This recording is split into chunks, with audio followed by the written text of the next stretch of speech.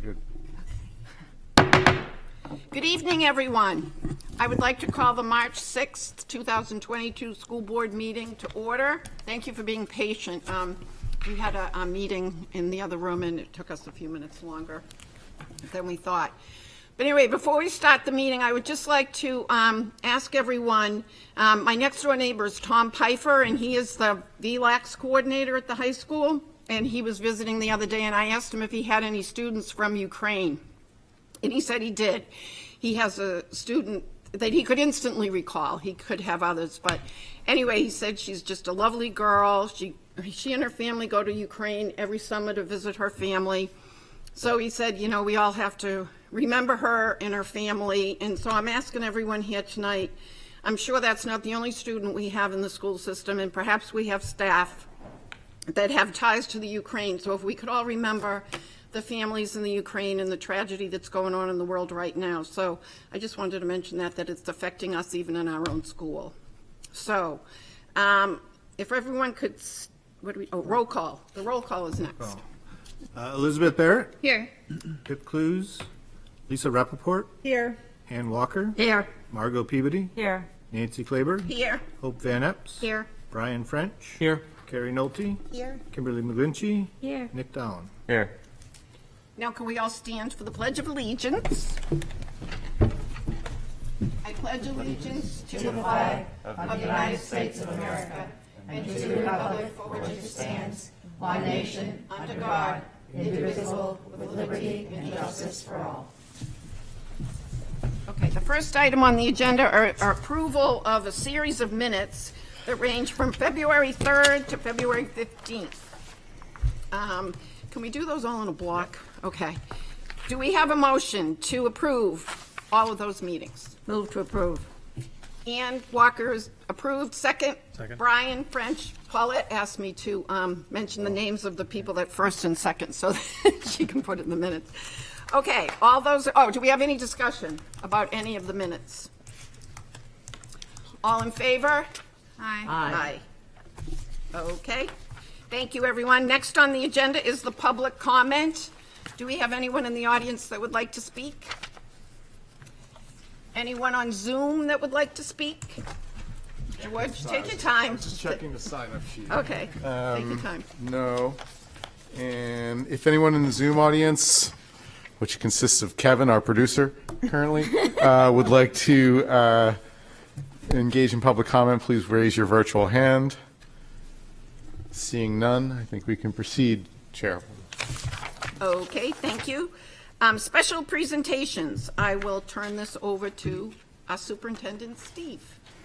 Yeah, thank you. So for the presentations tonight, they are related. We have our quarterly goal reporting to bring to you, and at your table is a summary update of the sort of the tracking mechanism we had developed and shared in our first quarterly report, which is essentially to take all of the items offered at the summer retreat for action items to keep track of throughout the course of the year, sort of color code whether they're yellow, not yet begun, green in progress, or blue completed.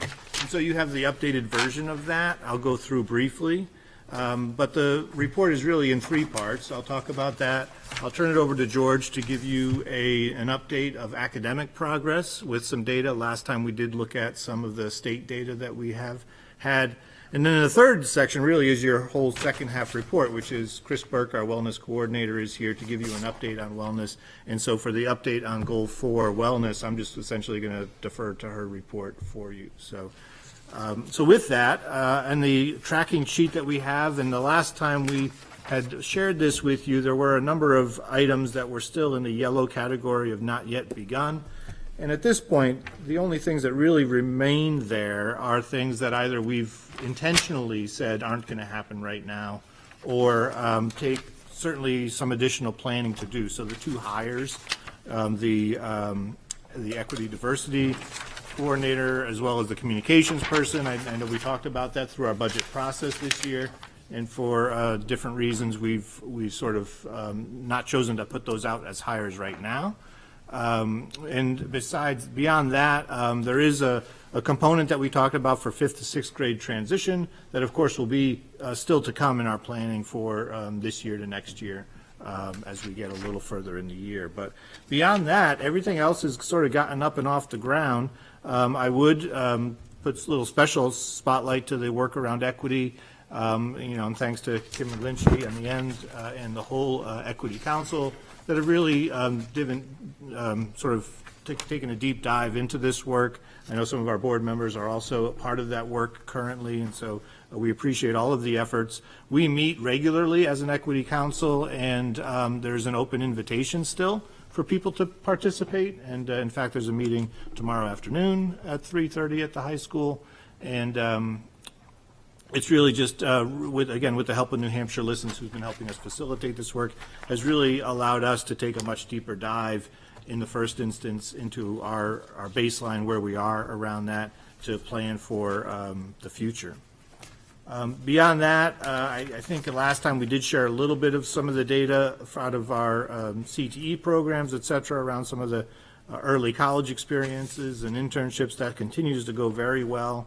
And we are pursuing additional opportunities for students to either get early college experiences or to get community-based mentorship opportunities. And I think beyond that, again, I will pause to let Chris in a moment talk about our wellness goal. But really, the second portion of this update was to be a little more data focused for you. So I'm going to turn it over to George to take you through that, and then we'll let Chris speak, and we'll certainly pause for any questions. Sure. So let me just share my screen here. And my focus will be on academic data snapshots tonight. And as I think I've told you before, there's no one true slice of academic data that can describe the totality of our student achievement, and or even get into sort of the mindset pieces of kids. But nonetheless, we can pull certain pieces and slices, and I can always pull more for you if you like to get a more well-rounded picture. So I tried to get some K through 12 data points that might be useful for this group to look at a high level. These are aggregate high-level summative data. So these are not data points that a lot of teachers would use. There are things that are good for reporting and reporting overall outcomes, but teachers usually drill down into much finer detail about what are the specifics of what each student needs and how can they get them there, and that's what our PLC work is about. So Steve took a cute student for his cover. I took just a cute teacher, 7th grade substitute teacher for mine. So they're mesmerized, yes. Clearly. So I'm going to start with our SAS data.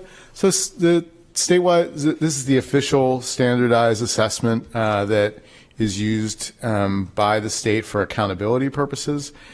Students are assessed in grades 3 through 8 in English language arts and mathematics, grades 5, 8, and 11 in science, and at 11th grade, the accountability indicator for ESSA is the SAT. So looking at where we are by grade level, you can see this is the percent of students that are proficient in English language arts. If you don't like bars, the numbers are all down here. You can see, it's always interesting to me to see where the shapes go, and that it's more so in math this year, but the shapes of these are generally consistent. While we have a pretty significant increase over what the state averages are, the flow between the different grade levels is fairly consistent. That's ELA. This is math, and you can see a larger differential there, one that starts higher and sort of goes incrementally down a little bit for proficiency-wise, but still there's pretty significant gaps between us and the state, as is consistent with our data year to year. So that's the math assessment, and if you look at the percentages, on the SAS assessment, they're actually a little bit higher in some of our mathematics areas, but our growth, when you look at growth between the school and the state, the growth levels are what are significantly lower in math than in ELA this year with this year's data. Looking into the middle school, so this is the STAR assessment, and the STAR assessment is conducted in reading and mathematics as well.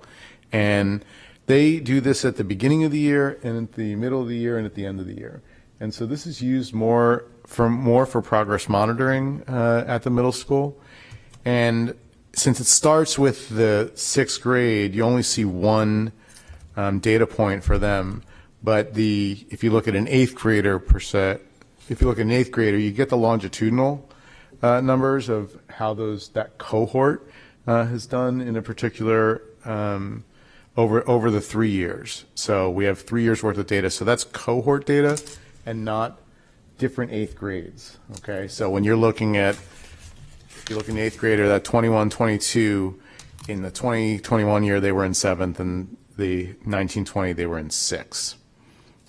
So in this breakdown, it's a little different with STAR between reading and mathematics. The green is at or above, the blue suggests intervention, and the yellow percentage suggests more urgent intervention. The math breaks down into 4 levels. One that's sort of a watch monitor level is what they add. Oops, I'm sorry. A watch monitor level. That's the blue there, intervention, and then urgent intervention. So if we typically, when we look at what proficiency looks like, we combine the top 2 levels often. That's the way it's done for the SAS assessment as well. So for instance, if I were to take the 21, 22 8th grade again, I would combine that 11% with the 68% of at or above, and probably consider that close to proficient. It's a little different with the watch status, but the real concerns that we look at are that 21% between the below 10 percentile rank and the 10 to 24 percentile rank, which is 13% of students. Okay, I'm just moving on to the high school, and I've said this before, I don't think grades are the best indicator of how kids are doing, especially at the high school, because they're an amalgamation of so many different points. They're not just an academic indicator, they indicate work habits and other skills and other different grading mechanisms. But very consistent between this year and last year, I'd say, in terms of the distribution of grades. These charts show the breakdown from A+ all the way down to withdrawn or incomplete and academic failure. I think this graphic will be a little better. This next one will show you a little better. So here's the percentages of students with each one of those grades. I take this every year after quarter 2. So these are a combined some quarter 1 and quarter 2 at the high school. So some of those are quarter grades. Most of them are semester grades. So when we say quarter 2, we're really talking semester 1. And you can see we're slightly up over this year, which probably at the higher levels, which would explain the 3% difference between the 83% and the 86% of A's and B's at the high school. Looking at SATs, which is another really interesting indicator. Ever since SAT became the accountability mechanism at high schools where everyone has to take them, it used to be that not everyone took SATs. Therefore, those that elected to do it, averages and means were usually much more inflated. Now everybody's taking them, or at least everyone we can force to take them and make stay as long as possible. And you can see our means this year. I'm sorry, this is from April of 2021. This year's assessment is actually in about 2 weeks on the 23rd of March. We'll be testing all juniors, but you can see where they are, an average of around 54 in math and 555 in English language arts, which in College Board speak is evidence-based reading and writing. Excuse me, George. Sure. Is that 2020, then 2021? Is that what I'm seeing? Yes, this is 4 years. That the first year is 2018, Okay. 18, 19, Okay. You can see that big leap in 2020. That was done, I believe, just before we left in 2020. I'll have to look at when we administered that, but it must have been early March of 2020, I think. So I'd have to go back in the archives to see what our assessment date was for that year. So that's it in terms of just a quick picture of some academic pieces. Again, these are snapshots, and I just call them that because we look for indicators here and there. And I think at the board level, this is sort of the altitude that you typically want to see. Whereas our teachers, what they're doing is looking at their common assessments, looking at all the specific end of unit assessments and drilling down into what the specific skills and knowledge that kids need to know next. And that's what they really focus on, is what do kids need to be able to do next versus setting up a bar saying they all have to get here. I think that's the general mindset of our teachers, and that's just a quick overview of some data snapshots. So I'm going to turn it over to the third piece in our goals report. Chris Maybe Burke. Before we bring up Chris's slides, just anybody have questions sure. to this point? Terry? George, I'm sorry, do you mind going? Sorry, Chris. Sorry, Chris. Do you mind going back to the 5th to 8th grade Sure. math? Okay, so like I'm just curious, and obviously we're overperforming in the state level or the state consistently, but when there's sort of that gap that sort of you see us getting closer and closer to the state towards 8th grade. Yeah. I'm just curious, kind of, like, we can't have a consistent metric of like, we want to achieve X, but obviously there's a trend there so what kinds of efforts could be done to help address that gap? Or is that really pandemic? Where do you think that comes from? Usually, and when I look at state numbers, we're usually consistent with this, but not in this picture. We have a significant drop off in 6th grade. From 5th to 6th grade, our elementary scores are always very high. And then we, along with the state, have a significant drop in 6th that slowly begins to creep up in 7th and 8th. And I can't explain that except that most schools, I think, transition at 6. And sorry, Steve. No, I was going to say, and I'd also say, so I think this year's particular snapshot is unique in that so stark trend. We don't usually see that look quite as drastic of a drop, but to your question about what do we do, a few years ago we put in a position of a math interventionist at the middle school, and then this past year we put in a position of a math tutor. And so similar to what we do at elementary level to get tier 2 and extra supports for kids, those are things that we have been building out in the middle school. And actually we've seen pretty decent gains across some of our middle school grades, and certainly as the other data may show as well, when we look at the STAR assessment and other assessments that we are trying to find where those needs are with kids. I'll also jump in and say that, especially in science at the high school and it's the middle school, participation was pretty low last year with COVID, and so the participation rate is a factor. We're supposed to hit 95% and for accountability measures, but at the middle school it was somewhat off, and it was significantly off for the high school assessment. Yeah, I don't want to make too light of it, but you can see the pattern as students get into adolescence, the less seriously they may take that assessment particularly last year. No idea what you're talking We'll about. go to Hope next, and then we'll go to the side. So far, Lisa. I had two questions. One is this data point of this chart that we're looking at here. I guess when I look at this, I try not to take it in the context of isolation, but I look at this that we're trending down as we go up in grades. And so I think about that along with the SAT scores are trending down in math and reading. I think about the request that's being brought forth to us for math intervention at the high school, for more math support at the middle school. So I kind of take all those data points to look at it, and I have to also just ask myself, what are we doing to integrate our math curriculum better within our school district? Because what kids get at the elementary school, and I could be wrong here, so correct me if I am, but when my kids were at least in elementary, I think was Singapore and everyday math. And then you kind of go into the middle school, which is a little more modern, and then you go up to the high school, which is very traditional math. And so I'm just wondering, are we looking at our curriculum integration and how that might be coming into play? What are we looking at beyond the supports that we're talking about for kind of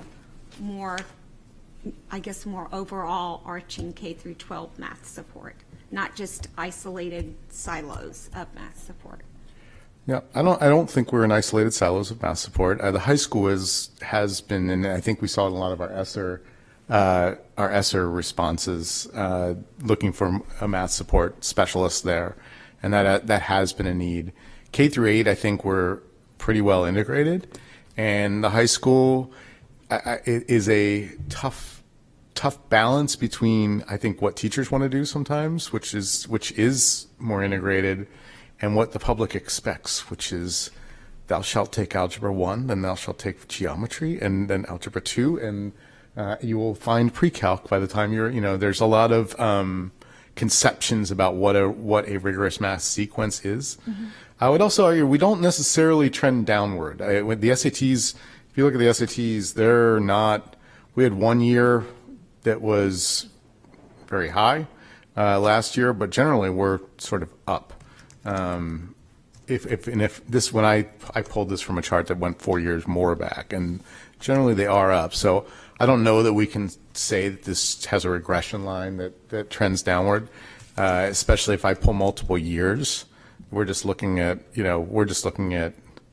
Which is why grade I said levels. We're not, yeah. Isolation. Yep. But when we look at the request that's being brought forward, it is for more. No, it math makes support, sense. George. Yep, So yep. that's why I'm just trying to understand. Yep. What can we do? So maybe, I'm not asking us to solve that problem tonight. I'm just asking, is that something that the administration is looking at as a whole in a more integrative and collaborative way across the district? Because it does seem that many different data points, even the resources that are coming to us at the table asking for information, is pointing to similar subjects. So that was my question. Math is a need. Okay, Liz. Oh, I didn't have my hand up. Oh, for I'm this. sorry, Lisa. Hope Margot. asked some of what I wanted to ask about the math scores, but I was curious about one thing with the middle school, George, because that was 1 year of data. Has that trend across the grades been sort of a similar line over the past several years, or is that sort of a pandemic blip? Because my understanding was they didn't focus as much in the classrooms on practicing and preparing for the tests when they were focusing on more essential lessons last year. I might have that slightly wrong, but I'm just curious how representative of this is a long-term versus last year kind of sucked for everybody problem. Yeah, SAS, and if you look at the SAS data across the state, it's aberrant kind of data from 2021, obviously, and it stands out as different. And So if it's I hard to look might at it follow longitudinally. up, are all the kids that we've identified as being in that red zone or whatever the colors were that indicate that they need extra help, are we right now in our plans with ESSER hiring enough bodies under that plan to serve all of those kids, as far as we know? I'm not sure if I'm asking that in the right way, but I guess I'm yeah. wondering, do we have like an alignment between how many kids we've identified here who might need support and how many bodies we're throwing at the problem to provide support? I think the establishment of that math tutor position is something that directly targets those reds and watch students, as well as Christine Kressel's position at the middle school. Margot is next. Similar, looking at it, wider view, I would assume the goal is of any district would want 100% at or above proficiency, right? Of course. When I look at the middle school, it looks like that number, and mind you, my eyesight is not the greatest to see the numbers, but it did look like the percentage at or above proficiency isn't changing. Is that pretty standard practice that I was looking primarily at that 8th grade where we had the 3 years. Oh, where okay. Pretty I'm much sorry. the breakdown looked right. Am I looking at that right? It looks like the green Pretty and close. blue chunk. Is Yeah. that, I guess it's improved a little bit in the bottom year, but the question that I have for that is, is it flipped? I can't 6 see. is at the bottom. 8 So is- actually, Oh, so it's not, it's getting worse. Okay. I didn't mean that, so. yep. But my question is, how are we, what can we be doing to Eyes. improve proficiency? Not, and I know this is like one tiny temperature, but, because every time Phil Davis comes in, he talks about those transition years, is that we end up with a group in 6 that are at or below reading level and need extra math.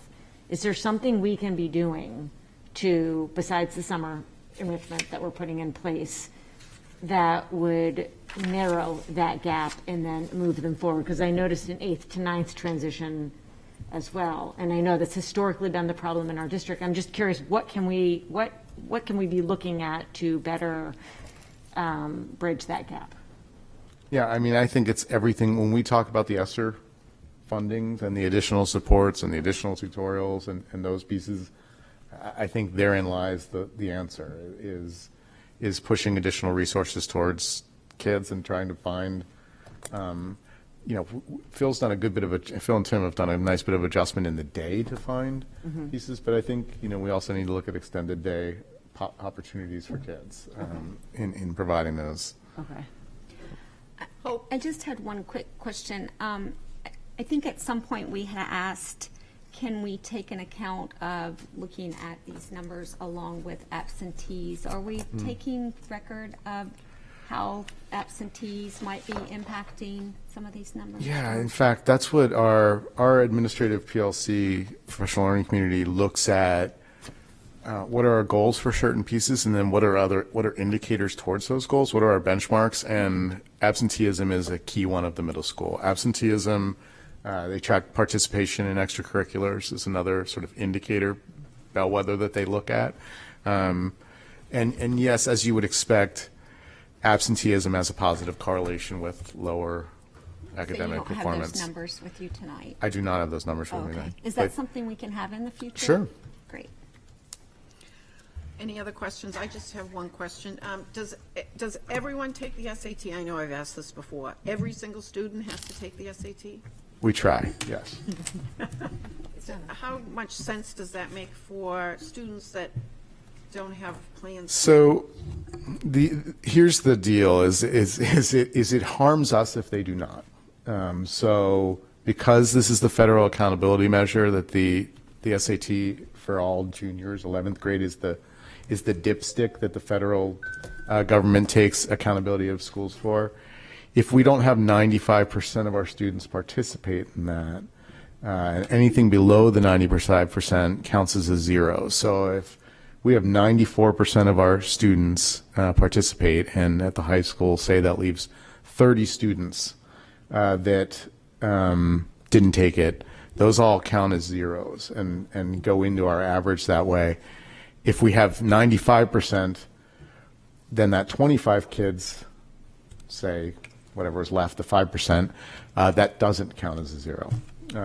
It's a pretty harsh penalty. So for practical reasons, Chairman Clayburgh, I think you may be correct.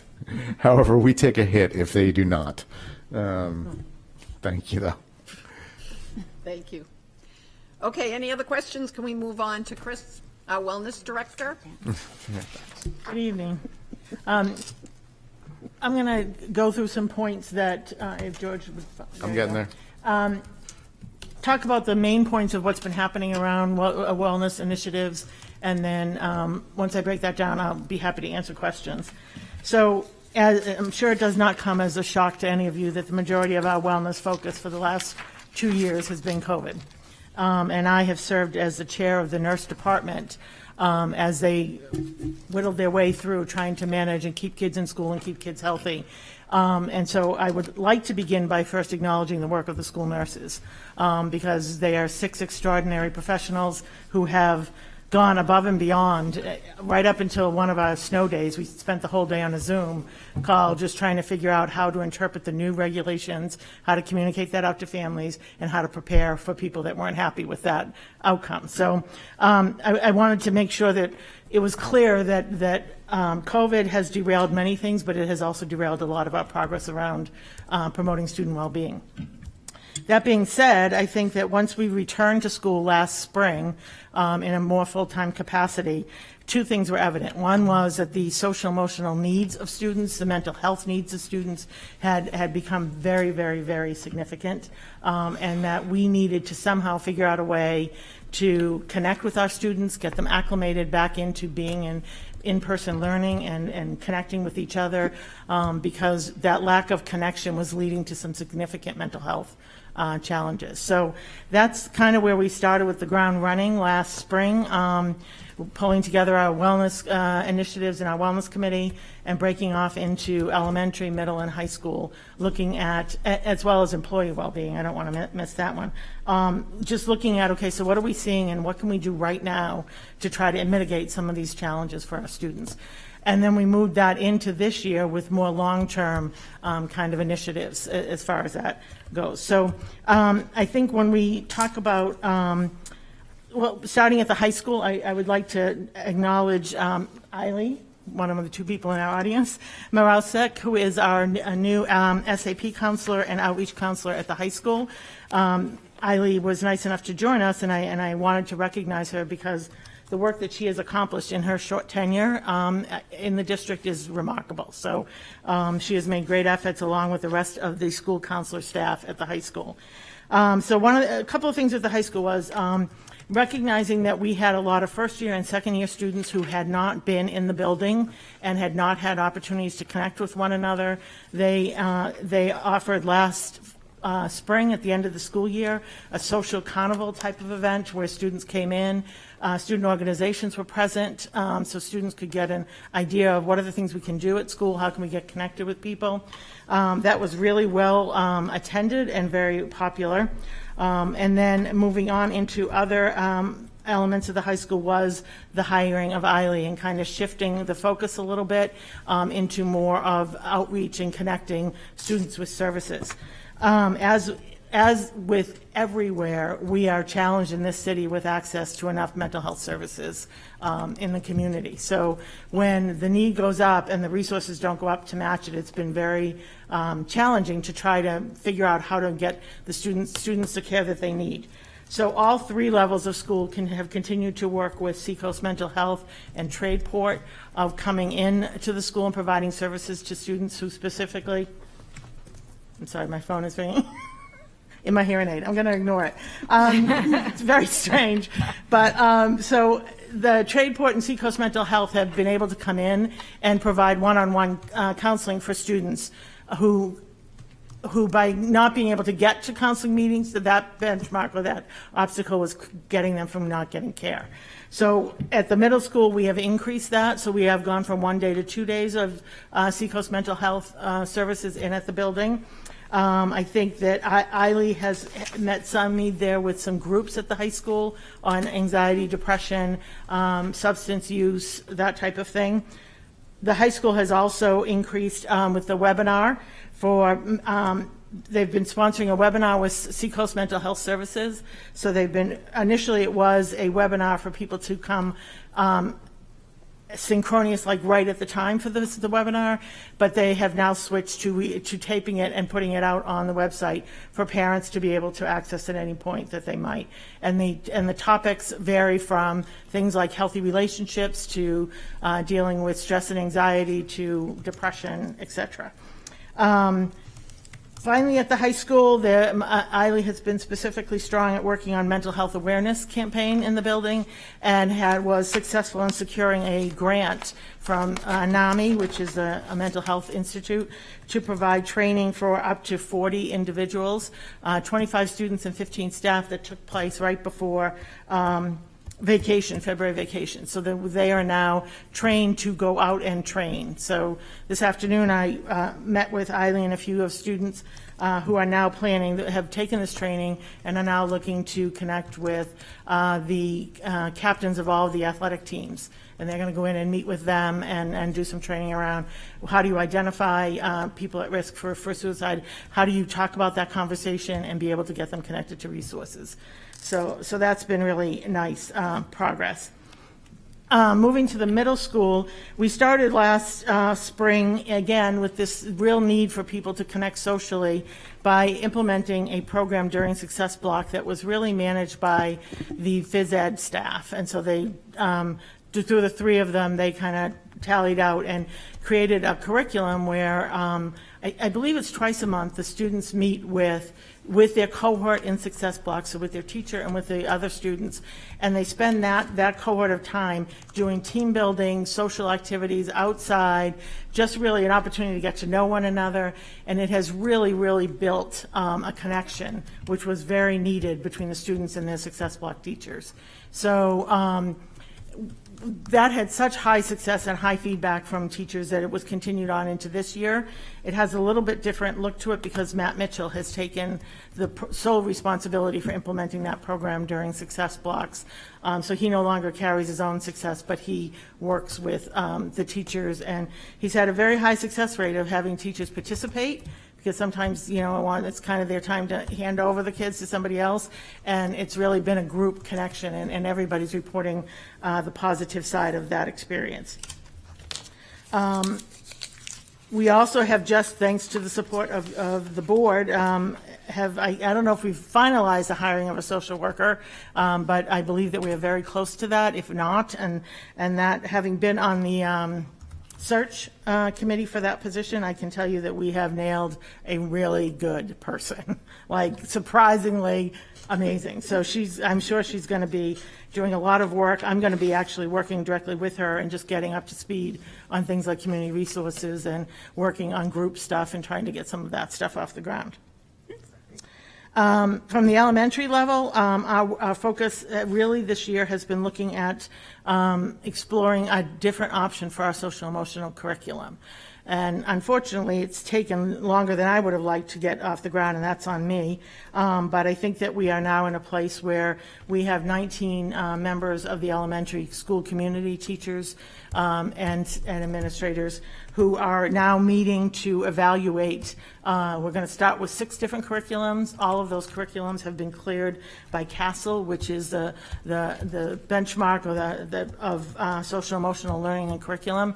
So they have all earned the select status from CASEL, so that already gives us an indicator that the data showing the effectiveness of these programs is already proven. And so we are dividing that out among the team, coming back together, hopefully to make a recommendation to the superintendent, obviously this spring, for what our plan would be to go forward as far as for curriculum for them. Let's see. I do want to talk for a minute about staff well-being, because I think this is a really important piece. I think we all have to, I know we've done a lot of work around trauma-informed care and practices, and we've done a lot of training of our teachers around that, but I think it's really important that we stop and recognize that COVID-19 has been a traumatic experience for all of us. And so even if we had children in the district who had never experienced anything traumatic in their life, they have now. So given that recognition, I think that it's really important, and I plan to continue to work on this, on how we can provide more support for our teachers in the classroom and in the recovery process of just being to rebuild and their level of resilience, and because in order for a new curriculum to be launched around social and emotional learning, individuals who are doing that work need to feel like they're in the right place as well. So that's a piece that I will continue to be working on in connection with human resources and the other programs that they offer around employee well-being. So I think the last thing I wanted to mention was that we continue, the other part of my job is connecting in with community resources, so that work continues on. I still serve as a master trainer for trauma-informed care for Pine Tree Institute. I participated a couple of weeks ago in training the Portsmouth Library staff on trauma-informed strategies, and I continue to serve on the board of the Seacoast YMCA. One of those, an initiative that came out of that collaboration was today I facilitated a Zoom call with 16 different agencies within the Portsmouth area, we came together for a conversation over Zoom to just simply identify what are the services you're providing around mental health for our K-12, and where do you see the needs still being there? Because what we were finding is there's a lot of work going on, but it's going on in silos, and there's not enough of cross-pollination and not enough of coordinated work to save resources and be more effective. So that was a really successful meeting. Eiley was on that call as well, and we'll be moving forward with some strategies on how to improve the resources that we have in the community and meeting our students' needs. And I think the last thing I would say is that looking forward, I would say that we need to continue to focus very much on the mental health piece of all of this, and to provide the resources and to continue it. The ESSER funds are a great asset to be able to have some resources, but I think that on all levels we are going to see an increase in need, and in order to meet that need, there'll have to be resources aligned to it. And if we don't meet that need, then we're not going to see changes in the academic progress. So it's all tied into one, and so I just would advocate for. As I return to the original work of building the infrastructure and student well-being with strategic goals and planning and multi-tiered systems of support and all that language, that I would ask for your ongoing continued support with that effort. Thank you, Chris. Do we have any questions from board members? We'll start on this side this time. So we have Liz, Lisa, and Margot. Liz? Yes, thank you for being here tonight, thank you to all the nurses and all the work you guys have done to coordinate over the last several years now. I guess the only thing I wanted to touch on this and sort of had a question about is it did come to my attention that when Seacoast Mental Health is coming into our schools and offering counseling sessions, and this might not be applicable to middle or high school, but it may be applicable. That, it's obviously great to be able to get these kids counseling if they're not able to get over to a facility for counseling. Although I know that telehealth is still alive and well, thankfully. A concern that when a mental health professional comes into the school and has a meeting with a child for a half hour, let's say an elementary school child, and then that child is then sent back to class, that you're asking the child to basically dig into familiar relationships, tough subjects, things that are really causing the child grief, and then you're sending them back to class and then asking them to pull it together and forget about what just happened, sort of thing, and do their math and do their reading and do everything and, coordinate with, cooperate with their friends and whatnot. And so that this actually may be disruptive. And so I guess I wondered if there was any talk around that and whether, having these sessions happen towards the end of the day. I know for me, just a little personal blip, I was part of a group at the high school when I was at the high school that met. It was a group of girls, and we were pulled out by a counselor, and it was I believe it was towards the end of the day, maybe 1-2 o'clock, and we'd meet, maybe once a month or, every other week, and it was really beneficial, I thought, but the thought of having to go back to class right afterwards seems to be a lot. Yes, I can hear that concern. I guess, let me be clear that I'm not the spokesperson for Seacoast Mental Health or even that program, but I can share with you what my initial thoughts are. One is that if a student has been referred for that level of counseling, then the need is as significant, if not greater, than what's going on for them academically. Secondly, my experience is that therapeutically, a good therapist follows the lead of the client, and so they wouldn't necessarily take that opportunity to jump into something really personal and deep that would rattle a student to the point where they couldn't return to school. I think a lot of what they do working with students is just trying to help them feel connected, help them feel supported, give them some tools in their toolbox to deal with when they're getting anxious in class. So that would be my general experience, but I can't speak directly for that, and that's why I wouldn't think it to be that problematic, but I could be wrong, but that's my response. Yeah, and I guess, is there somebody that, as the wellness coordinator, is it your role to sort of oversee these folks coming into the schools and doing these programs? No, it's completely coordinated by the administration in the building. Okay. All right. Thank you. Lisa? Well, I would just also echo what Liz said. Our nurses have been absolutely phenomenal over the last few years, and we really can't thank them enough for all of that. I have one question that I don't need you to answer now, but I would just like to maybe follow up on later. I had the chance to work with you on a couple of parenting seminars. We got fantastic feedback on that, and I just would like to put out there hypothetically that there might be some support in the future wellness plans to also wrap in families, because these Absolutely. kids do go home to people who are strung out from the pandemic, like our teachers and everybody else. Absolutely. And my question is around screening, you know, because I think at one point there had been some conversations around whether we could do any sort of universal screening just to get snapshots of how are our kids or our staff doing, for that matter, just so that we can see over time, is what we perceive to be a challenge getting better or worse. And I just wondered if you have anything in progress or you have any thoughts around that? We have not implemented any screening tools at this. I mean, I am aware that we have the capability to do that, but it has not come up on my radar as something. So certainly something we could discuss going forward, but we haven't as of yet. Okay, thank you. Ann? I just wanted to echo what my colleagues were commenting about, the nurses doing yeoman's work as well as the teachers as well. But I really just wanted to say how much I appreciate the fact that you're aware at all grade levels about what's going on, and you're dealing with all those issues. So thank you. You're welcome. Hey, Chris. Margot. I have a couple questions, and I guess because Eileen's here, do we have a sense of the traction on those webinars that we're recording? Are we getting enough people to watch so that, because they sound great. I love that you're recording it now so you can watch in your own time. Do we know what those numbers look like of usage? Do you know? So I know our first recorded Ira, can webinar. you talk into the microphone? I'm sorry. Thank you.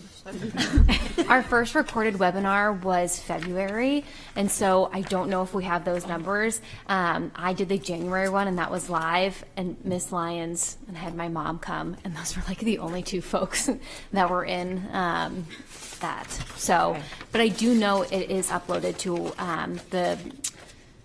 the guidance website, and so under there, that's where parents can watch it.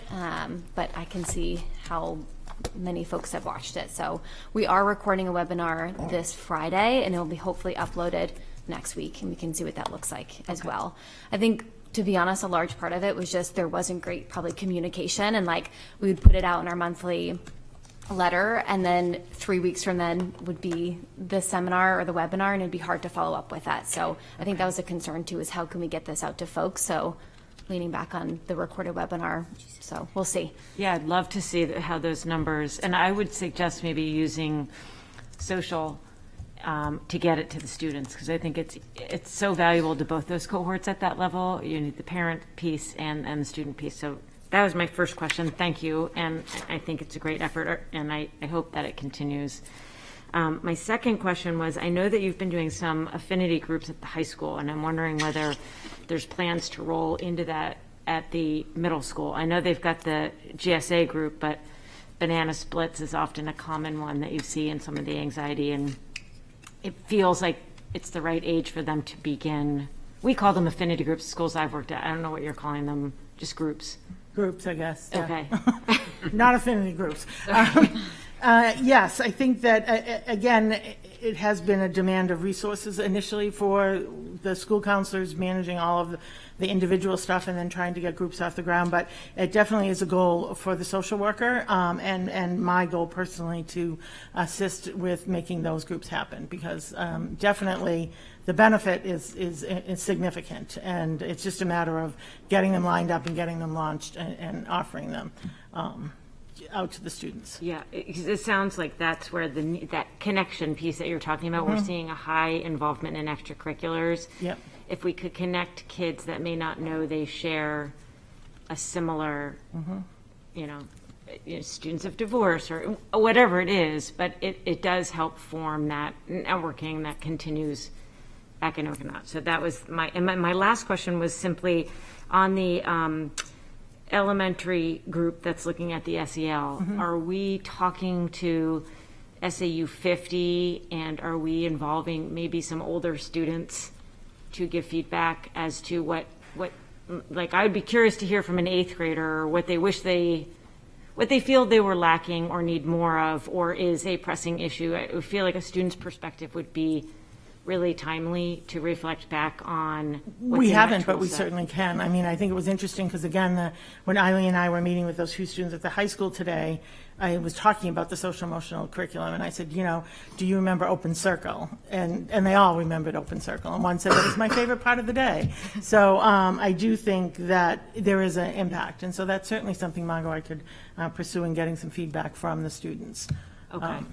The challenge with the SEL is there is number one, so much has changed since Open Circle first came, and there is so much out there to weed through and try to figure out, okay, so what is our best? And that's why I've really moved back towards Castle and moved back to their gold standards to kind of eliminate and wasting time on things that are not going to meet the needs that we have. So, Okay, but yeah. thank you.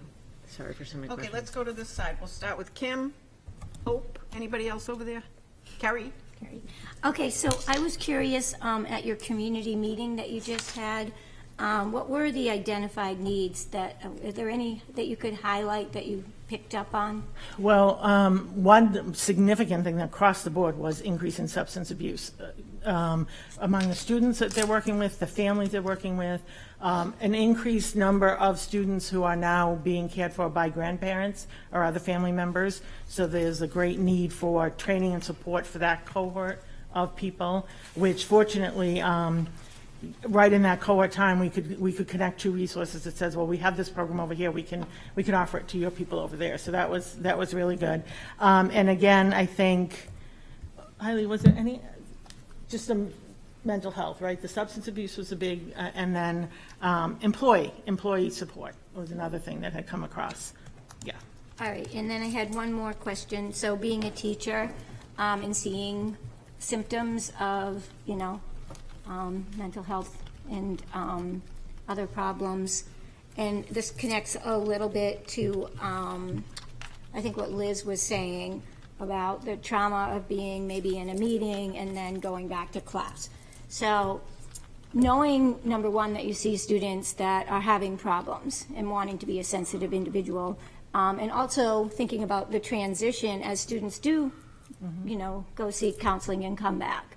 I'm wondering if there's anything we should do for our teachers to kind of learn the most sensitive ways to work with students, and maybe think about some of those transitions, because Liz, to be honest, if you hadn't brought that up, I might not have actually thought about it. So just that idea, because I can think of many cases right off the top of my head of things I see and know, and wanting to be a sensitive individual and support them, and knowing how do I do that in a very sensitive way so you don't bring up trauma. You know what I mean? Like, well, and as a teacher. I do think that a lot of the work that we had been able to do before the pandemic around trauma-informed care, trauma-informed classrooms, if it truly is implemented, it would be implemented in the idea that a teacher would automatically assume that a child coming back might need some additional support. If they're aware that a child is out. And again, I think, for a long time when we were talking about this, teachers would say, well, how do I know who's had adverse childhood experiences? And like, how am I going to know who that student is? And my response always was, there isn't a person on the face of the earth who won't benefit from a trauma-sensitive environment. So I think the answer to that is truly in the environment of the classroom. And so I think we need to continue our work in that area and supporting teachers in helping them understand that it's not so much what's wrong with you, but it's more about what's gone on with what's happened to you. So I think we have more work to do in that area, Kim. Great. So I have a few questions. I'm sorry, Carrie. Well, Hope, go ahead, and then we'll do Carrie. Okay, I had a few questions, and some of them have been touched on. Okay. So going off of what Kim was just talking about, I know you had done some trauma-informed work. I would like to know specifically, are you going to revisit that, and is that being offered in our professional development for this fall? And is it going to be offered across the board, Chris? Because I think a lot of times we don't even know our own ACE scores, right? Let alone paying attention. Some people may not even know what an ACE score is, so I shouldn't assume that. So I'm just wondering, because even if you have done that work, I just feel like when it was introduced, then the pandemic hit, that it's, having done the work myself, it's so informative to just keep repeating it. So can you give an example of what you have planned coming forth for PD for staff? George and I have always consistently worked together in keeping trauma-informed professional development opportunities current on our professional development website, so teachers can access that material on their own for professional development points. As far as revisiting some of where we are with our teachers and their sensitivity to trauma, I think we need to. I think we need to go back again and take it from the point of view of saying, okay, now that it appears as though we've come through COVID to a certain extent, and what is the outcome of that, and how do we now support and enable teachers to understand, because it's a very different mindset to think in a trauma-informed way. And, you know, I was even speaking to our school physician, Dr. Colella, and she talked about at Families First, the training that they get as providers, and how she always has to stop herself from, like, you know, getting aggravated with somebody who continually misses appointments, as opposed to thinking, what's the obstacle that keeps them from getting to these appointments? So it takes a lot of constant reminders, and so I think the work is ongoing, and it will be ongoing, and I think what's going to be offered has not yet been determined from this point, but it's definitely on my radar. So am I understanding you to say that it will be an opt-in versus, are we thinking about it from a district perspective that we want to design our classrooms to be trauma-informed classrooms so that it's not an opt-in,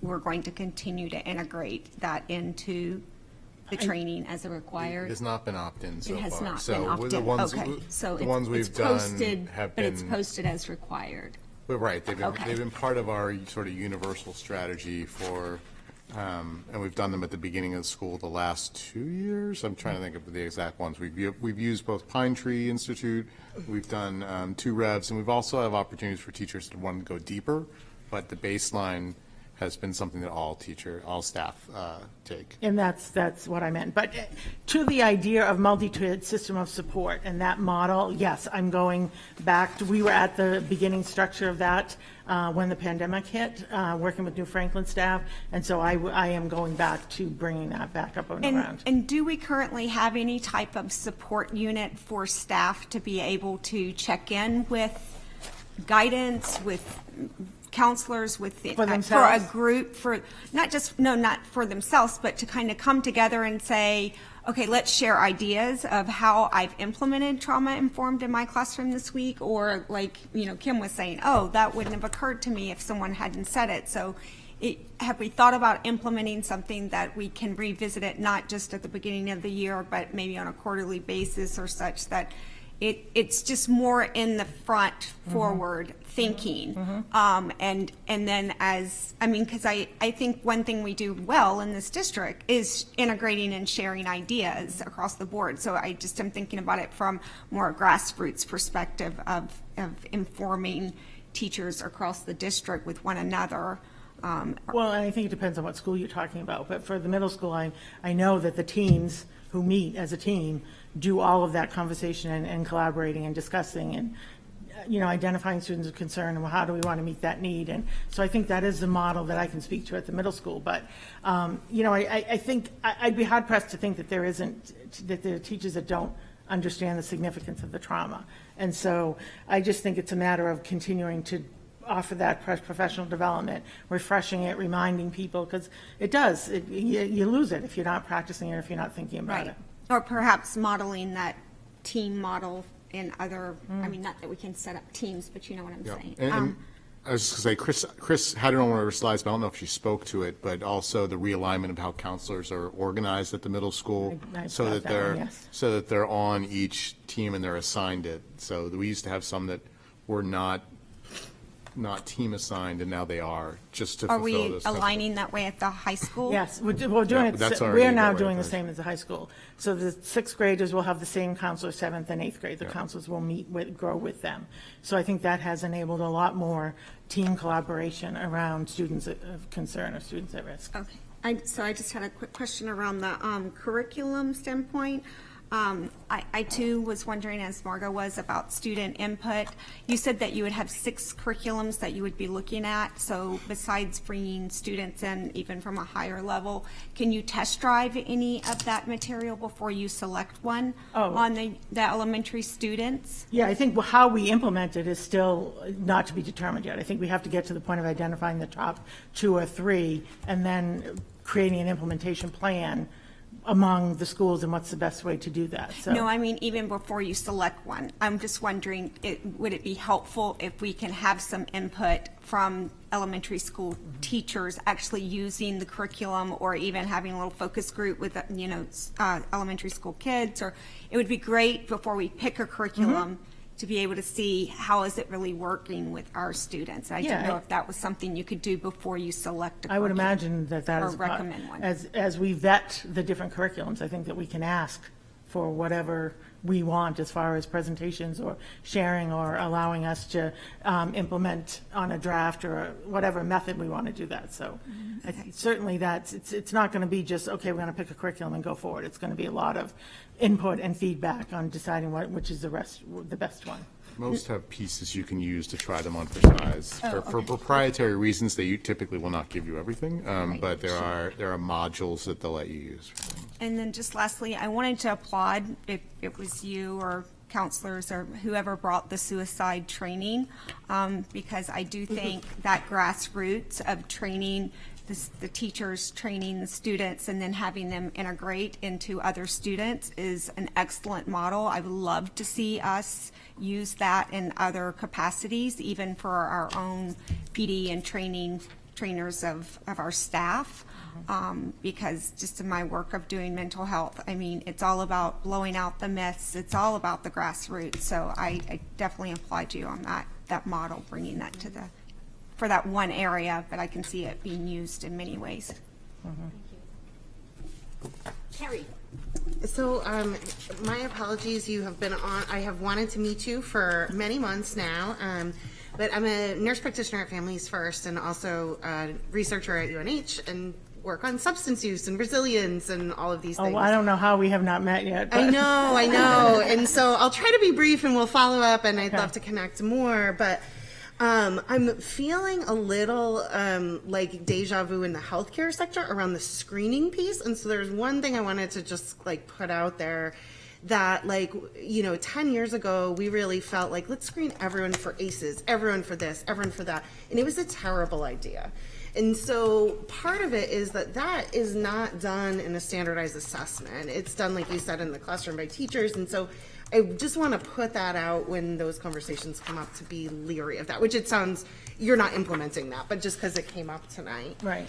And so I think that where we've really flipped in the counseling world and with vulnerable folks in the community is having a trauma-informed approach, but working on developing resiliency. And I think that the background knowledge on ACEs and all of that is so critical to understand the why.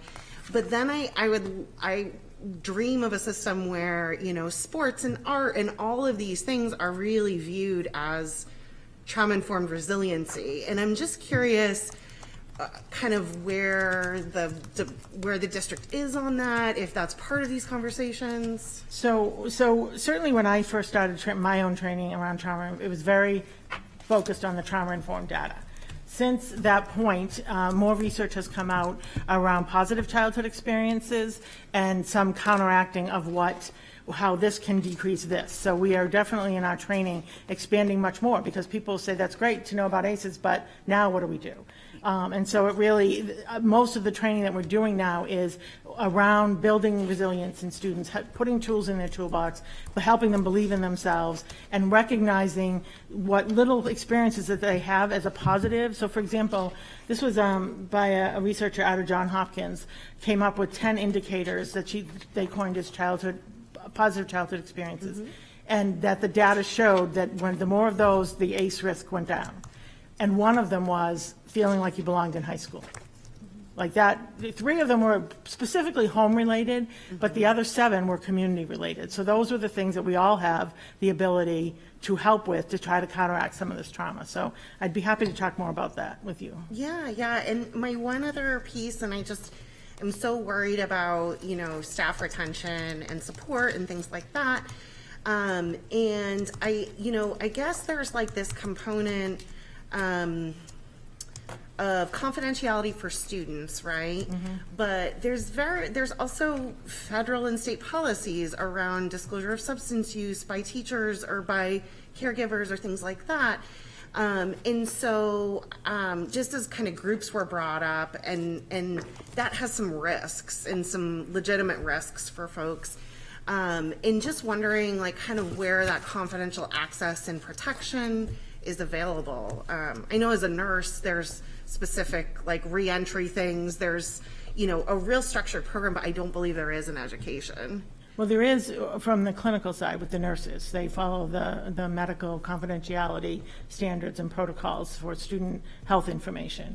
As far as the information around like students participating in group work, number one, all of that would be done only with parents' consent. So Actually for staff. For staff. Yeah, okay. I mean like disclosure of substance use as a teacher has some implications around drug-free school zones, around this, that, and whether there is a confidential option for people to self-identify and seek services. That's out of my arena. Any ideas over there, gentlemen?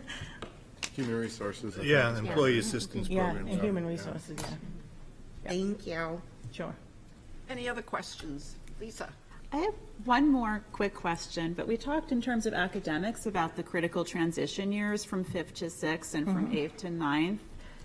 Can you share anything in terms of how you're helping to sort of support those wellness transitions? Because we do have a huge number of kids who are having these longer relationships with the counselors, which is fantastic, but then that's a big change if you've had the same counselor for 3 years. And then you're going to the new building and the new people. Right. So I'm just curious how that's figuring into the transition planning. The school counselors collaboratively work with the elementary 5th grade group and meet and discuss and then have a program designed specifically to help the students acclimate to the new building and the new environment, which isn't necessarily academic. And similar on to the 8th into high school. But coincidentally, again, these 4 fabulous students that we had today, but what they want to do is actually get down and talk to some 8th graders about what it's like to go to high school and what to expect and how come sleep is important and that type of thing. So I'm going to be working with Mr. Davis to see if we can get them some success block exposure for them to be able to come in and do some of that conversation. So I think everyone knows it, and it's been specifically harder with COVID that we didn't even have our 6th graders in the building until halfway through the 7th grade. It definitely is something that is on people's radar, and we recognize that transition is a big one. I just have one more Yes. question. Chris, you had mentioned keep the ESSER dollars coming or something to that effect. Yeah. And so I'm just curious if you did have the opportunity to have more ESSER dollars pushed your way.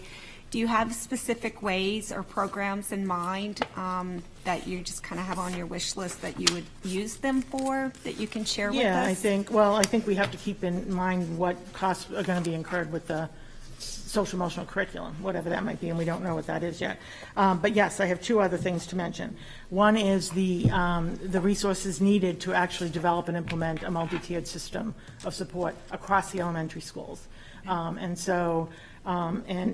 I think that's going to be a really important piece, and that has a lot to do with how do we provide support to individual teachers on a regular basis, so just not a workshop, but that we have a collaborative team on how do we help the student who can't make it through a day of classes, and how do we build their resiliency. So I think there's going to be resources needed for that, so that's some of the work I'm actually going to be talking to George about next week. And then I would go back to the high school. I think, that Eiley has done a great job in stepping in, but the reality is one person doing alcohol and other drug intervention and support, in addition to outreach and connecting people with resources, is not necessarily realistic. So I think as funds move around and changes are made in staffing or that kind of thing, I think we need to take the time to look at and say, can we realign some resources to better meet aligning with this mental health, substance abuse stuff with the students. Okay. And then, I don't know if this is a question for you or for George, but how is our guidance program being utilized now? It's my understanding last year that was shifting a little bit, so I know they have a lot more students. I don't know why we didn't put more guidance people on for our FTEs at the high school, because I'm sure they would like to have less students. But are they still mainly being used for like seeing kids around college and class schedules, or are we now using them as well for some of the mental health? I just asked Talking about because the high school? Or High school? high school, Okay. yes, because I know that when I was on the wellness committee, Amy was just saying that there was a shift in that, and I know that we had some mental health calls that were coming in, and that was then starting to be funneled through guidance. So I just didn't know how is our guidance structure being used now. I think that they've all adopted, they're now school counselors as opposed to guidance counselors, which I think broadens the depth of their work. So I do think they're still aligned with each grade that they move up. And Kim, feel free to jump in if I miss something. But again, they are managing whatever comes through the door from a student's perspective. So again, I think ILE has picked up a lot of that for students who are struggling and to move over so that the school counselors can continue their work around the academic stuff. But it's a lot. It's a lot on their plate for the amount of students they have and what they have to manage. So why we didn't look at additional positions, I don't have the answer to that. So if you have a child that has a need, does that funnel through their guidance and then go to ILE or a social worker or something? Oh, still, okay. Still goes through their school counselors, their Okay. first point of contact. Okay. Sorry, school counselors. I know I got to get used to Any saying other that. questions? I just have a question. If you could hire as many, both of you, if you could hire whoever you wanted to hire to help with this whole crisis, what would you do? How many people would you hire? I mean, we read about it, we hear about it, not only in our own district, but it's everywhere. So what Well- exactly do we need to do to solve the problem? I would hire someone who could be the hands-on person for the multi-tiered system of support in each elementary building. I would like to create a team in each elementary building, that they work collaboratively with the teachers and the school counselors to create a network of understanding that they all talk the same, they discuss the same, they use the same terminology, they support each other in the same way, so that this is the norm. So the norm is trauma-informed, the norm is supportive of students, and recognizing the connection between mental health and academic success. So that would be my first piece. And then I think on the middle and the high school, I think our move towards a social worker at the middle school is critical to maintain that. And I think we need more of that at the high school. That's just off the top of my head. Eileen, how about you? Do you have any suggestions? Yeah, I definitely, tilt this a little up. I definitely agree with what Chris had said. I think mental health is not going away. What I like to talk a lot about with folks that I meet with is, if you really think about mental health, it kind of blossomed in the 50s, and social work kind of became like a thing, and now mental health is becoming much more of a thing. So I don't think this is going away. In a picture perfect world, I would love if we had another social worker at the high school, someone that could focus on maybe more particular substance use things, and then you have someone focuses on outreach. So that would be what I would love, but I also think that would be appropriate, right? You can't just catch it at the high school. You have to start in a perfect world in a preschool, but an elementary school and then a middle school. So I would love to see that in all different schools within the system. So. Well, thank you both. This was. And we'd like a nice raise if you want to. We'll throw that in too. In my dream world. ESSER funds. Well, thank you for the time. I appreciate it. Thank you. You're doing a valuable job for our school system, and we are very grateful. Thank you. And again, to our nurses. We know how much our nurses have contributed to that effort also. So Very much so. thank you very much. Okay, we move on to the superintendent's report. Sure. In your packet, you have the email correspondence summary and the correspondence itself, as well as the policy committee minutes from February 11th. And then a few things to just bring you up to speed on. As you're aware, we're beginning multiple searches, administrative searches in process. We put out right before vacation invitations for search committee membership on our Portsmouth High School Principal Search Committee. which we're forming, as well as our athletic director search committee.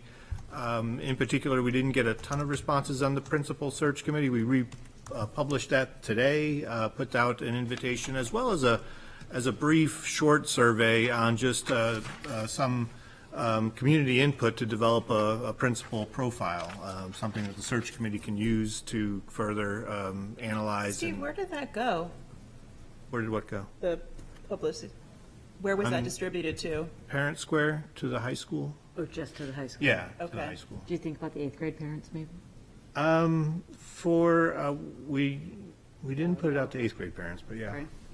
So we would be looking for, primarily for people in the high school community to be part of that search process.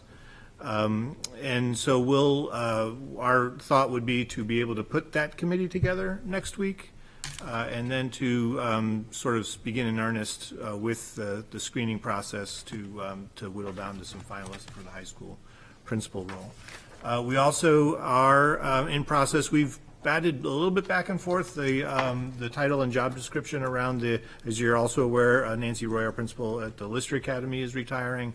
And so I think I had mentioned to you at one point, we're reflecting on just how that role can continue to be service Lister Academy, but also think of it a little more broadly in our broader special ed services. And so we sort of shifted that into something we're calling a program director, which again, the primary responsibility will be day-to-day oversight of the Lister Academy program, but also working with Jeanette Souther, our Director of People Services, for other district needs. But that's a position that, again, we're advertising this week, and again, we'll start to put that committee together next week as well. And so all of those searches are on a similar type of timeline, which is they should be a March to April timeline, and our goal would be somewhere around April vacation to be able to be vetting finalists and making decisions around nominations for those positions. And then also, right before vacation, we held 2 forums for the public input on our ESSER discussion, our ESSER funding. So we held an in-person forum Monday night before vacation and a virtual forum Tuesday. And in those forums, while attendance was small, we were able to get to some good discussion, I think, and toss around some ideas and get some valuable feedback. We also subsequently put out an additional survey to the community through our newsletter for additional feedback and thoughts around the ESSER use of funds. And so that's in process right now of gathering more data that we'll reflect on, bring back to you. Probably in the next meeting or two, we'll be wanting to have a more in-depth discussion with the board around all of that feedback and what it means for the use of funds for ESSER. Excuse me, Steve. Yep. Did that go through Parent Square? I don't recall seeing that in a newsletter. So I haven't received, I mean, I may have received it, but I didn't knowingly received it because I didn't participate. So I just was wondering, when did that go out? Yeah, I'll find out. George can It's find out. possible, our next newsletter is slated for this Friday, so it's possible Right. it's queued up for that one. Oh, okay. So, Okay. one We sec. did distribute it to those who came to the forum. Right. Okay. I think it's possible it hasn't gone out yet, but it will. Okay. I thought, well, Can I ask a follow-up to that? Are you gonna, there were some, a lot of input from some faculty, both at the meetings and on email. Is the plan to be going to buildings to have meetings with staff? Or what's the next step in terms of gathering input from the direct?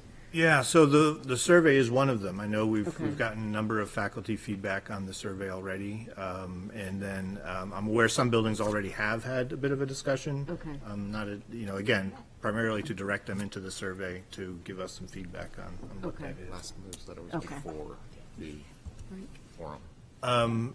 okay. And lastly, and again, I would actually look for a nod of the board on this last item.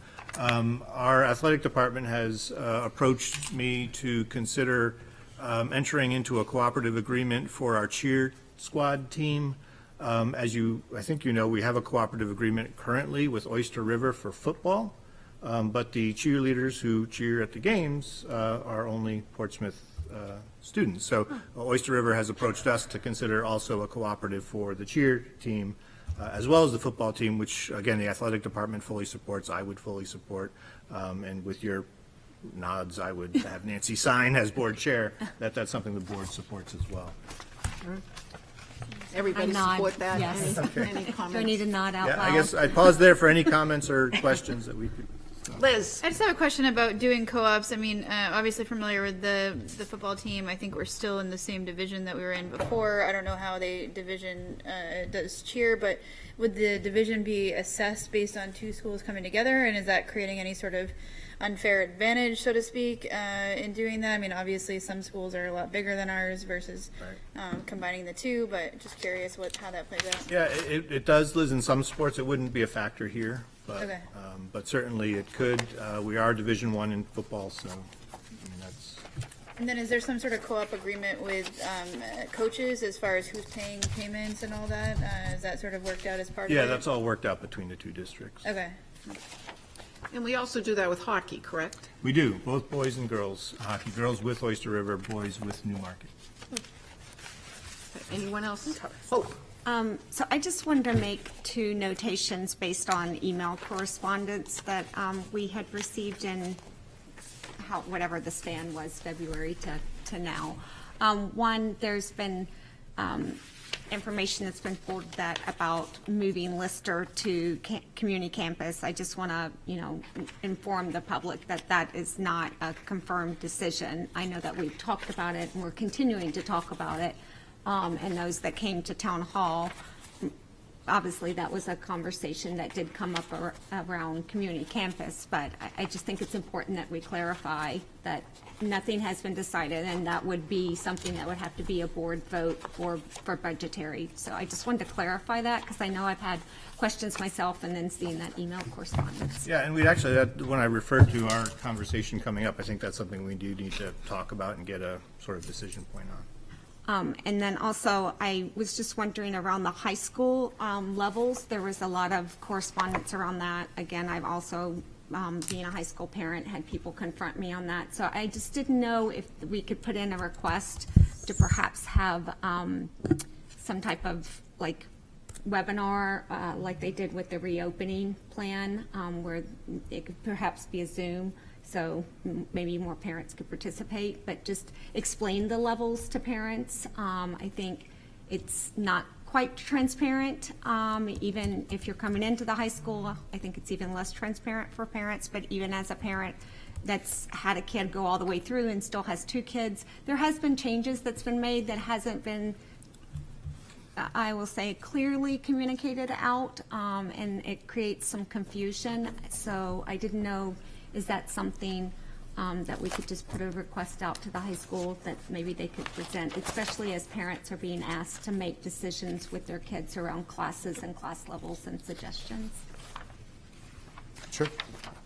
This particular set of correspondence all came as a result of one inaccurate statement. Right, I do but realize I that. recognize maybe a larger need, and we talked about that. Did we talk about the last meeting where they had the matrix? Yes. I thought we shared, but that's something that the high school can think of a better way to maybe communicate that to Yeah, I think parents. there's just still a lot of confusion and questions around the recent changes that's been put out. So maybe if we could just figure out a way to better communicate that out, it might be helpful to parents. And maybe add like a flow chart. A lot of parents have asked that if my child starts here, can they go here? Like a flow chart visual aid, I think, might clear the air. I think that, I'm not in the high school, but I get a lot of questions on. Right, and I think that's what, was that last meeting we shared that? The math department has an exact one of those. I haven't seen that. I haven't seen that. I haven't seen that. All right, we That can would share be that. great for every subject. Okay. We don't have it for every subject, because a lot of subjects bifurcate in different ways. Sorry. So, for instance, social studies, there's no pathways necessarily that you move through, whereas math has sort of linear paths Right. in different ways. But so, and science is similar, so it's applicable to some disciplines, I'd say, but not all. But even explaining that, I think, Yep. is helpful, George. Okay, any other comments? Yes, Lisa, then Liz. So I would echo that there might be some urgency to getting those flow charts out, because the 8th grade parents are deeply puzzled. And, you know, my kid came home today and said there was no honors in 9th grade, which I don't think is the message that we want out there, because that's not completely correct. So it's in some way still getting lost in translation. And I know what kids come home and say is not always that they heard the whole conversation or whatever, and they don't always get it right. But I think if I've seen the math flow chart, it's awesome, it's really clear, it's easy to understand, even if there's not a flow chart for every subject, even just telling parents that. Saying everybody takes the same thing for this class for this year, and then there's choices in 11th grade or whatever. But I think that would be very helpful. And I had an ESSER question around the email correspondence. I was curious at what point in the process, and maybe this would be after there's some more conversations with teachers in the buildings, but I was very curious in terms of the feedback that we had around kindergarten teaching assistants, if there's been any additional thought or conversation around that. And it sounded like they weren't necessarily talking about special education paras as much as they were talking more about a teacher assistant. You know, somebody to be able to circle through the room and deal with the kids who have to pee or broke their pencil or, you know, just can't, you know, do whatever they need and just need a little bit of extra help. And I just wondered, when in the process are we going to have a better understanding of what that need is, you know, how universal is that across all the schools, and whether it's feasible, practical. I mean, I don't know if that's the biggest need or not, but I guess I'm just curious to know when in the process we'd be looking more into that. That's a great question. Yeah, I think in terms of your budget process this year, I mean, we don't have anything proposed for a paraprofessional for every kindergarten classroom for next year, but in terms of use of ESSER funds, when we have that conversation, we can certainly put that on the table in weight of other priorities. You know, I think, you know, I would certainly caution against 10 more bodies in ESSER, but we could certainly have that conversation. There has been some talk. We met with all of the elementary principals around this topic in particular, and to try to dissect that need a little bit. It doesn't exist equally, and not just across schools, but across classrooms. You have different size classrooms with different number of students in them, and so and other ways to support students. And so I would say, you know, and again, in respect to the kindergarten teachers who do incredible work with their classes, this is a continuing conversation. This is a need that does exist. It is a question each year around budget priorities and what are our limitations, and is this what meets that threshold for this particular year? No, that really makes sense. So that would be something that down the line, if we wanted to, we could have a conversation about that as part of ESSER for future planning. Yeah. Okay, thank you. Liz? I just wanted to follow up with the hiring process. I obviously emailed about that. It really didn't make sense to me until it was brought to my attention that we have posted this athletic director position. Given that we have an athletic director, I understand the implication of where we're at as far as transferring the position from city paid to school paid, and you know the implications of that and opening the hiring process. I guess I'm just wondering when the process is finalized, you know, and you know, I guess I'm just a little bit concerned that we've kind of thrown cause into this situation, and the school, you know, and the athletic department has already been through so much with COVID and the loss of our athletic director, and he really stepped up into this position. So I would like to see him be the one that moves forward in this position long term. I mean, not long term, but you know, I can't. You know, I just think it'd be a huge disruption for us to offer it to somebody else. And I guess my concern is that, you know, are we wasting time and resources in creating a committee and going through this whole process?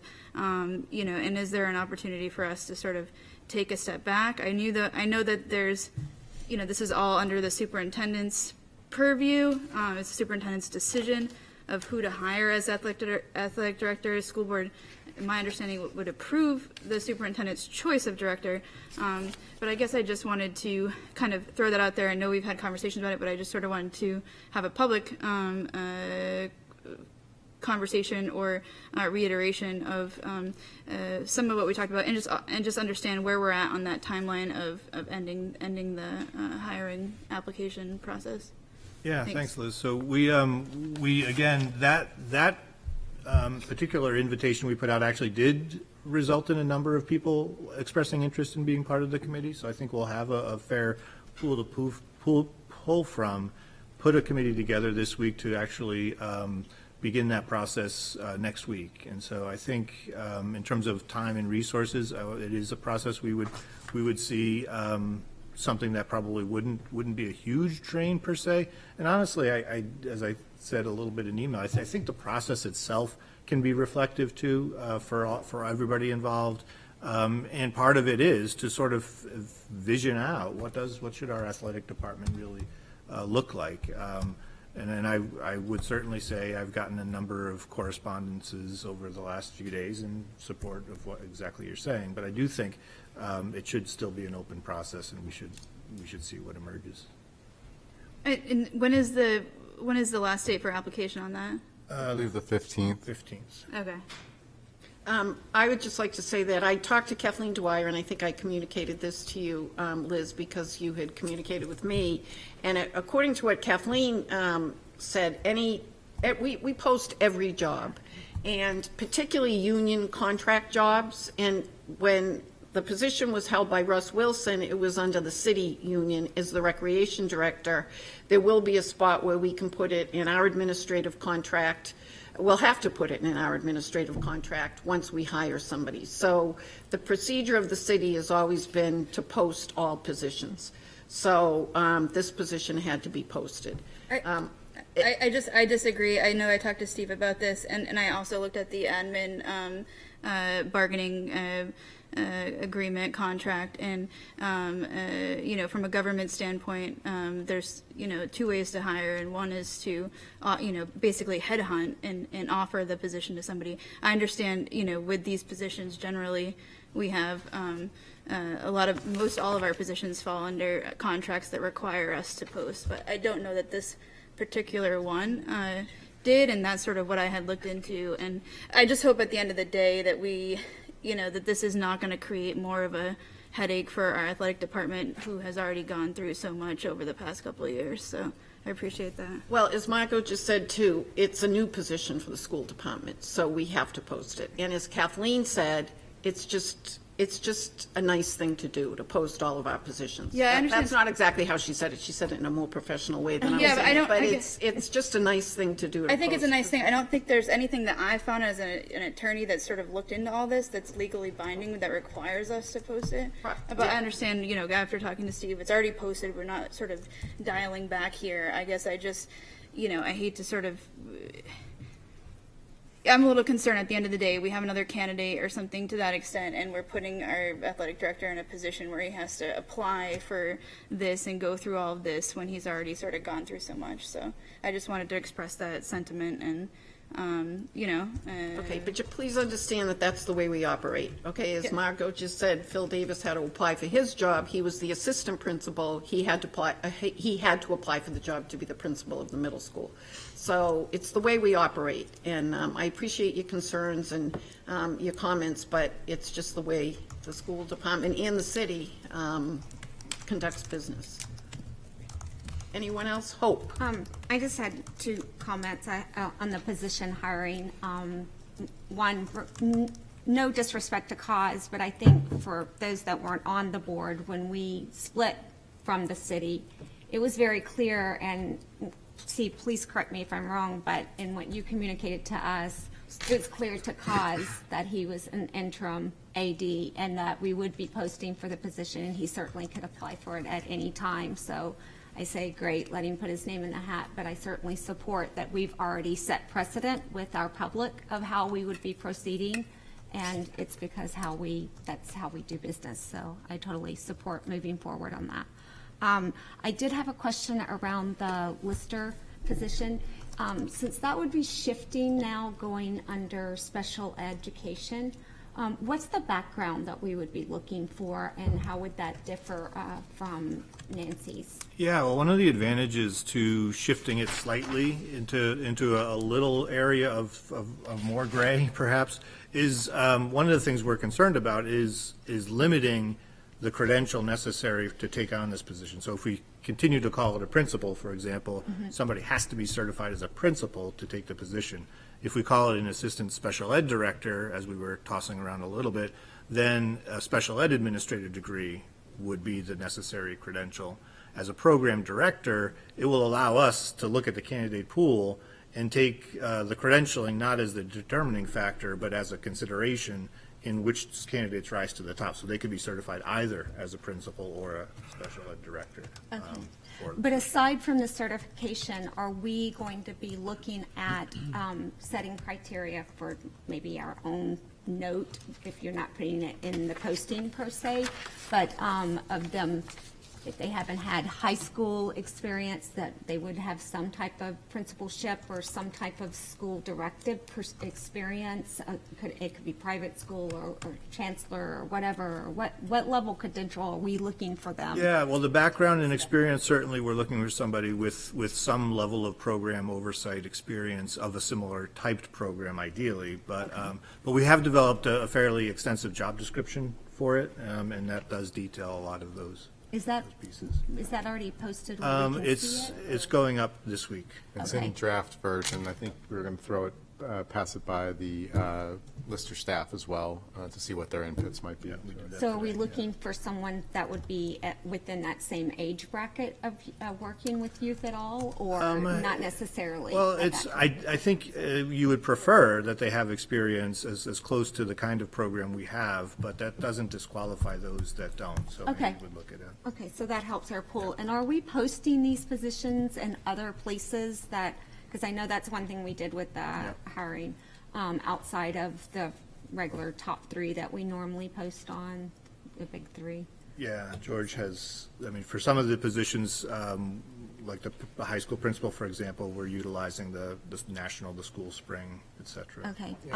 One recommendation I may have, if you haven't thought about it, is maybe tapping some of the alum of our teachers.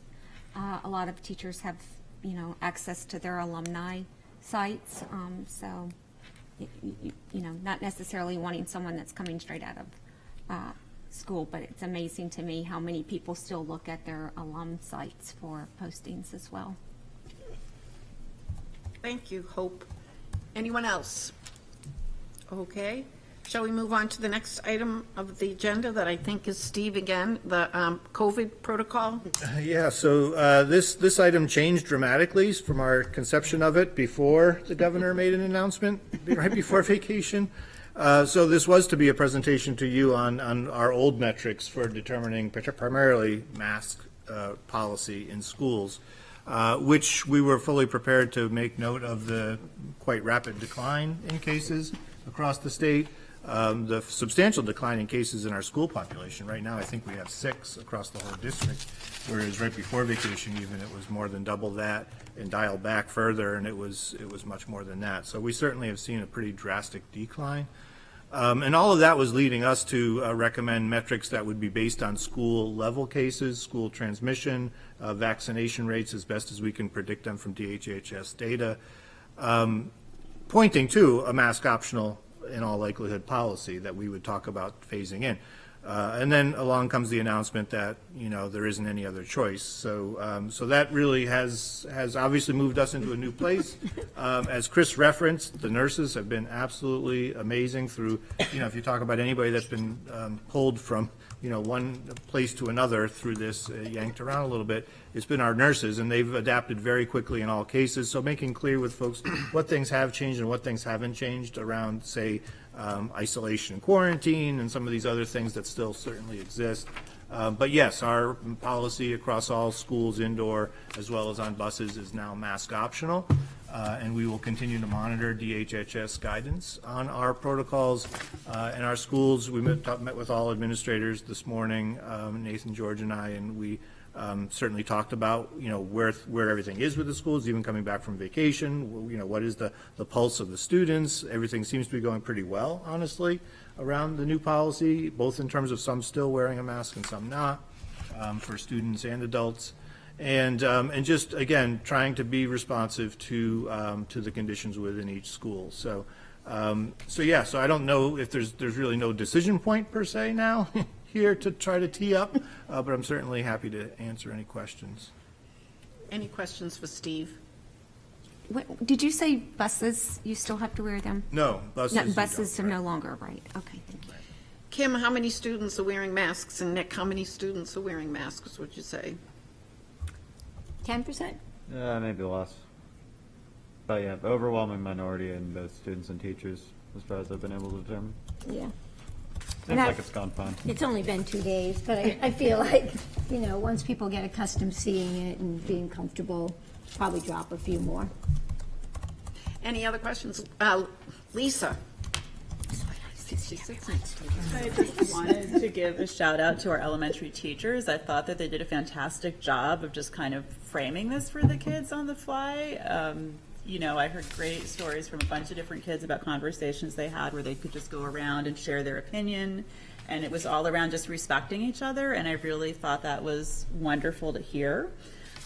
I guess I'm just curious, given the unpredictable nature of all of this, if we would want to at some point, not tonight, but at some point think about, do we need to have any metrics for the future so that if things shift again, in case they do, and we hope they do not, we maybe have a framework to start from instead of starting from scratch? And I don't think that has to be right this second, but I'm just curious what your thoughts are around that. Yeah, so you're right, and I think, it's interesting, we have a bank of frameworks that we've developed over the last 2 years. And it's clear right now to us that we one of the things that came, certainly brought as question in our weekly Department of Education call this week was, because some are asking, is there a trigger point to go back to option to be able to do masks required? And right now there isn't, unless DHHS changes their guidance. There is no option for us to say now we have 20 cases in New Franklin, they're going to be mask required. But I do think lessons learned from all of these things is to be able to try to be ahead of the curve as best we can. In some of the, and that's sometimes difficult to predict what public health guidance is going to look like on the fly. But yeah, no, Lisa, to your point, I think this is a conversation, because it is a conversation with some parents too. Initially we were concerned there would be a little more heightened anxiety to send kids back to school. Checking in with all elementary in particular this week, that hasn't tended to be the case. People have been coming back, but we'll be sensitive to it. Carrie? I'm just cautious about, kind of flipping everything so soon, but that's just sort of the nursing perspective and seeing a lot of folks that were really sick. I think one of my worries is just the tracking with DHHS, and that the COVID dashboards for schools just went away and were supposed to come back and didn't. And so I know that there had been, and I think, George, you had worked on some of a district dashboard, but I just would love to have some data points that, we can at least recommend masks again strongly if we see increases suddenly. And I just am leery about the lack of state available data. So I don't know what my question is. I think it's, we have a data, right? Some sort of data tracking for the district. We still will maintain the COVID dashboard that is on our website. But to your point, Carrie, which is a nuance to it, which is that for us to more strongly recommend masks, certainly could be something situationally if we do see clusters appearing in schools or evidence of transmission or some of those things that warrant that kind of recommendation. I hope we don't even have to go there, but I think it's just thinking maybe a little differently about the metrics we had and sort of that transmission level, and thinking of each school as its own community or something to that effect. But if we go from 2 cases in a school to 30 in a week, obviously we need to do something. And I think can be subjective, and you guys have made amazing decisions on on how to manage that or how to get that moving. But just wanted to put my caution out.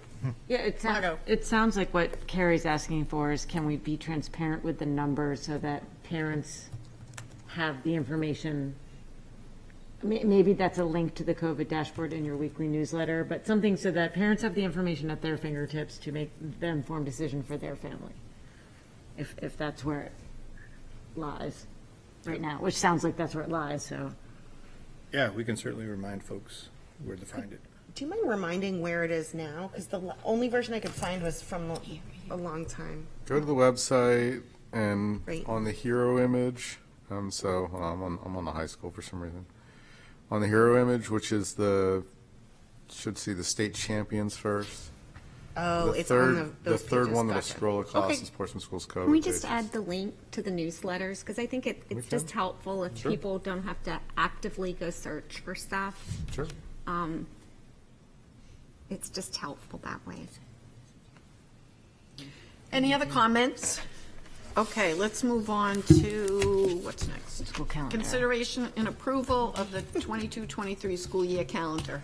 Yeah, you've seen this once before. What George and I have done since, though, is insert in the boxes in each month the appropriate, the proposed early release days. The reason there's 2 in December is the day before vacation at the end of December is traditionally an early release day, but the 7th would be for that professional development.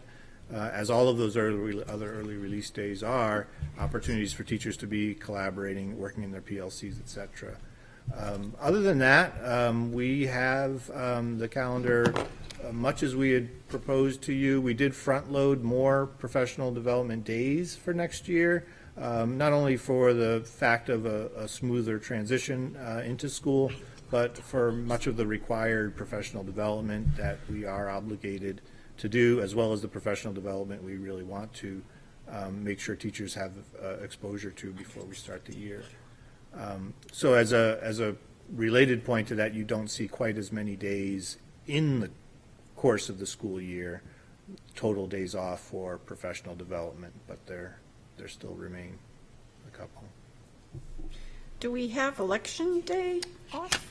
Yeah, this was the Just for debate last K time, through right? It's the Yeah. 8th. K through 8. It's the 8th, yeah, we didn't correct that here, but that will change. We'll So put that on should be the the 8th. W. Yes. Okay. So just flip it. Okay. First Monday. Yeah, so it's the 8th, so when that one needs to All be right, changed. thank you. Thank you for reminding. But I also wanted to follow up too. I really am concerned about the not starting school on a Monday. I don't think that that's something that we've done. That's sort of a new thing. I know kindergarten or freshmen may not start on a Monday, but my concern lies with the fact that many parents are parents who would need to find coverage for their children on that day. They've paid for summer camp the week before, and then we're sort of starting the kid off one day in coverage, and then they're starting school the second day. Especially with right now, there's just staffing shortages everywhere. So many parents are working, double time to some extent. And so I'd really like to see that Monday be the school start date and not a teacher work day. Is that possible? I guess I'd offer for those parents with needs, sometimes what we try to do is provide additional offerings for parents who might be. Yeah, I guess my concern is that we're in a crunch right now where kids are getting bussed over to the YMCA, and the gondola is great, but do we want to start the school week, parents are going to work, they're trying to get into a new routine with their kid, and the first day of that routine is to go do something else, then come back on a Tuesday and start the routine. I guess from a working parent perspective, from a parent perspective of, most parents are in this position right now of finding coverage. I don't like the idea. I think this is something new that we're doing, and I just really don't like the idea of starting the school week on a Tuesday. To speak to the newness part without getting, but we've done a 3, 4, 5 start Right. many Yes. times. Yeah. In fact, I think it's rare that we don't. Yeah. And I'm not saying that shouldn't change because based on some of the conditions you're speaking to, but just in terms of historically, we have done this quite a bit. You've done the Monday no school? Yes. Yeah, A I three, guess a I, 3, 4, 5 start, 3 days, 4 days, 5 days. no, I don't think this past year was though, was it? No. Right, I think that's an anomaly. Yeah, Okay, I guess I would just, my hesitation from a working perspective is that, it just kind of throws a wrench. I understand having a long weekend on a Friday or 4-day weekend and that sort of thing, but some of these, I would hesitate to have that be the first day. So I don't know if there's a way around that or a workaround. I guess I just, Well, Steve, I was curious, because I know people have jumped for joy at the thought of starting after Labor Day, which is on a Tuesday. So I was wondering, so if anything, can we squeeze out the other 2 days somewhere, and just start? Because we're starting on Wednesday and then you're basically there a day, maybe 2, and then you're out. But I guess I'm kind of joking there.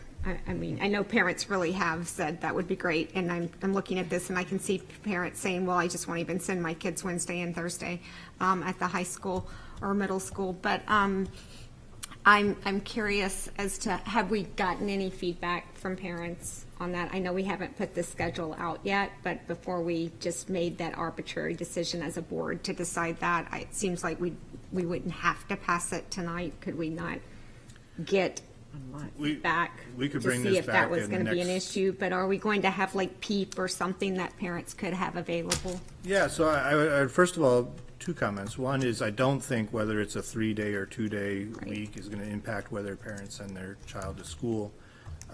I do think, you certainly could make an adjustment not to have that workshop day that day.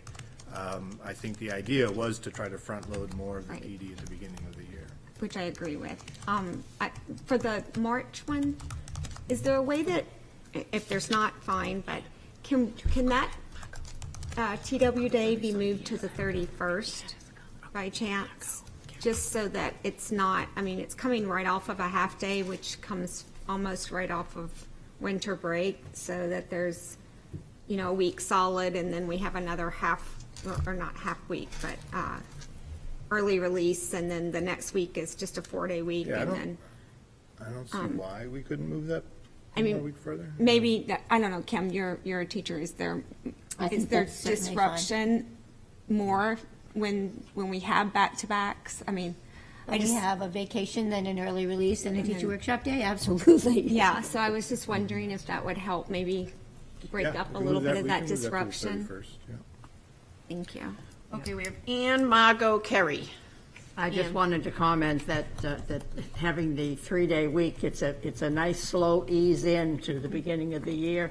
As a former teacher, it took a while for the kids to get used to writing as much as they were. Their hands had not been writing, they had been reading, or so they said.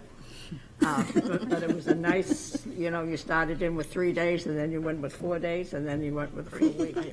And the kids loved it, and the parents loved it, and so did the teachers. Margot. I was going to say the same thing, coming at it from the high school perspective. The 5-day start is exhausting.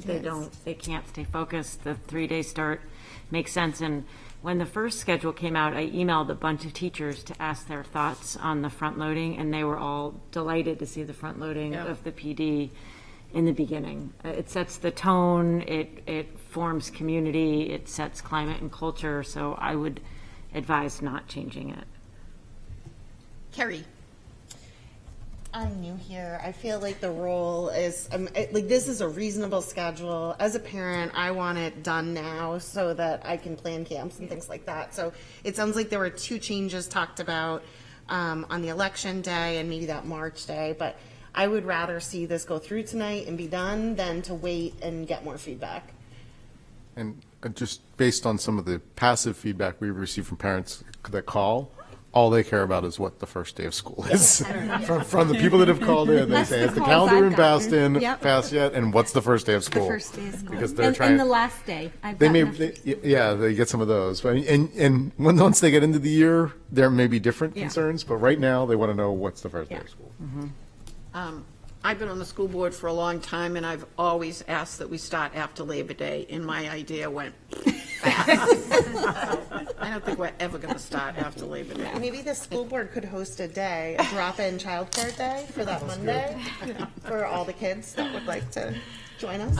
Okay, shall we vote on this? Are we ready for a Yes. vote? Does everybody feel? Okay. What are the two changes? I'm sorry, the March. Election day is the 8th of November, and what was the other one? Teachers' workshop is moving to the 31st. To the 31st. So it moves from March 24th to March 31st. But the November 1st workday stays. Yes. Going to be the goes 8th. to That- It's that's now going moving to be the 8th. That's to the moving 8th. to the It 8th. goes to the Okay, 8th. that's the one moving. Hold on, so, I'm sorry. So March 24th goes to what now? March 31st. Okay. It's just moving 1 week. Okay, do we need a roll call? No. Okay. All in favor? Aye. Anyone opposed? Motion passes. You can print out new calendars. Okay. We don't have the date of graduation till later on. For next year? Yeah, I mean, we don't even No, have for it for this this year year. yet, Oh, right? well, no, we have it for this year. Oh, that's right, we do, okay. Well, we won't worry about graduation for next year yet. Okay. Please. The next item on the agenda is under new business, consideration and approval of a leave request. Yeah, so you have a request from Amy Spivak, one of our teachers at New Franklin, for a second year's leave of absence. She is on leave this year. We have a very talented person in for her, which we would anticipate keeping. And so we would bring this request to you with our support. Motion. We don't vote on this, do we? Yeah, Oh, okay. Question, can I have a question about that? Yes. So is this a long-term substitute? Is this person, who? No, we like, hire- is the situation? When we know somebody's going to be out for a year, we'll hire a teacher on a Okay. one-year contract. And so we were fortunate to get a certified, qualified teacher in there. Now, is this person anticipating staying on, or they, I guess, this is more, maybe getting into employment stuff, but I guess my concern is if we have somebody in the position that's well qualified, why not offer them the contract going forward? I understand that, this is a great teacher and, she has some circumstances going on, but I guess I'm wondering longevity-wise, just wanted to throw that out there. Yeah, typically, because we will almost every year have an elementary opening, when we find somebody of quality, we'll find a place for them. So we're typically able to do both, keep somebody on for an additional one-year contract and allow a leave of absence. Okay, thank you. Okay, do we have a roll call vote? No. Okay, all in favor of approving this? All in favor? I'm sorry, Aye. just one more clarify. Is this a paid leave? This is unpaid leave? Unpaid leave. Unpaid leave, okay, all right. Thank you. All in favor? Aye. Any opposed?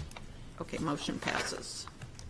Okay, do you want to talk about is the sabbatical next? I'll talk about sabbatical a little bit, and I'll just give you some background because the last sabbatical proposals we had before this board was in March of 2020, and we approved one, and that person didn't get to go on sabbatical because of what went on in the world. So it's been a while. So one of our teacher benefits in the agreement is the option to apply for a sabbatical after, I believe it's 7 years with the district. And after a sabbatical, they're required to remain with the district for at least 2 years. And that there's two species of sabbaticals. One is a full-year sabbatical at 50% pay, and the other is a half-year sabbatical at full pay. So there's a process where teachers apply. They have to apply by February 1st, and I believe the contract reads that the school board has to decide to approve them by March 15th. And this would be the March 15th type meeting. And we assemble a review team to look at all the proposals. We have a rubric that looks at proposals based on 4 large criteria pieces: personal benefit, student benefit, district benefit, and then taxpayer benefit. And we also really look at scope and how it benefits students during the sabbatical itself, I think, is a big consideration. So we assemble a team to review proposals. We had 5 proposals this year, and the review team voted to put one forward, and I gave you a synopsis of it earlier. It's for Immaculée Newe Mugini. at the high school. She's a world language teacher there. And she's put forth this proposal. Again, I gave you a synopsis. There's a full proposal to go with that gives all the data points sort of stating need. And this proposal is about connecting with Northern African and West African countries into our curriculum. I think a big piece that resonated with the review committee was that this was a significant gap in our programming.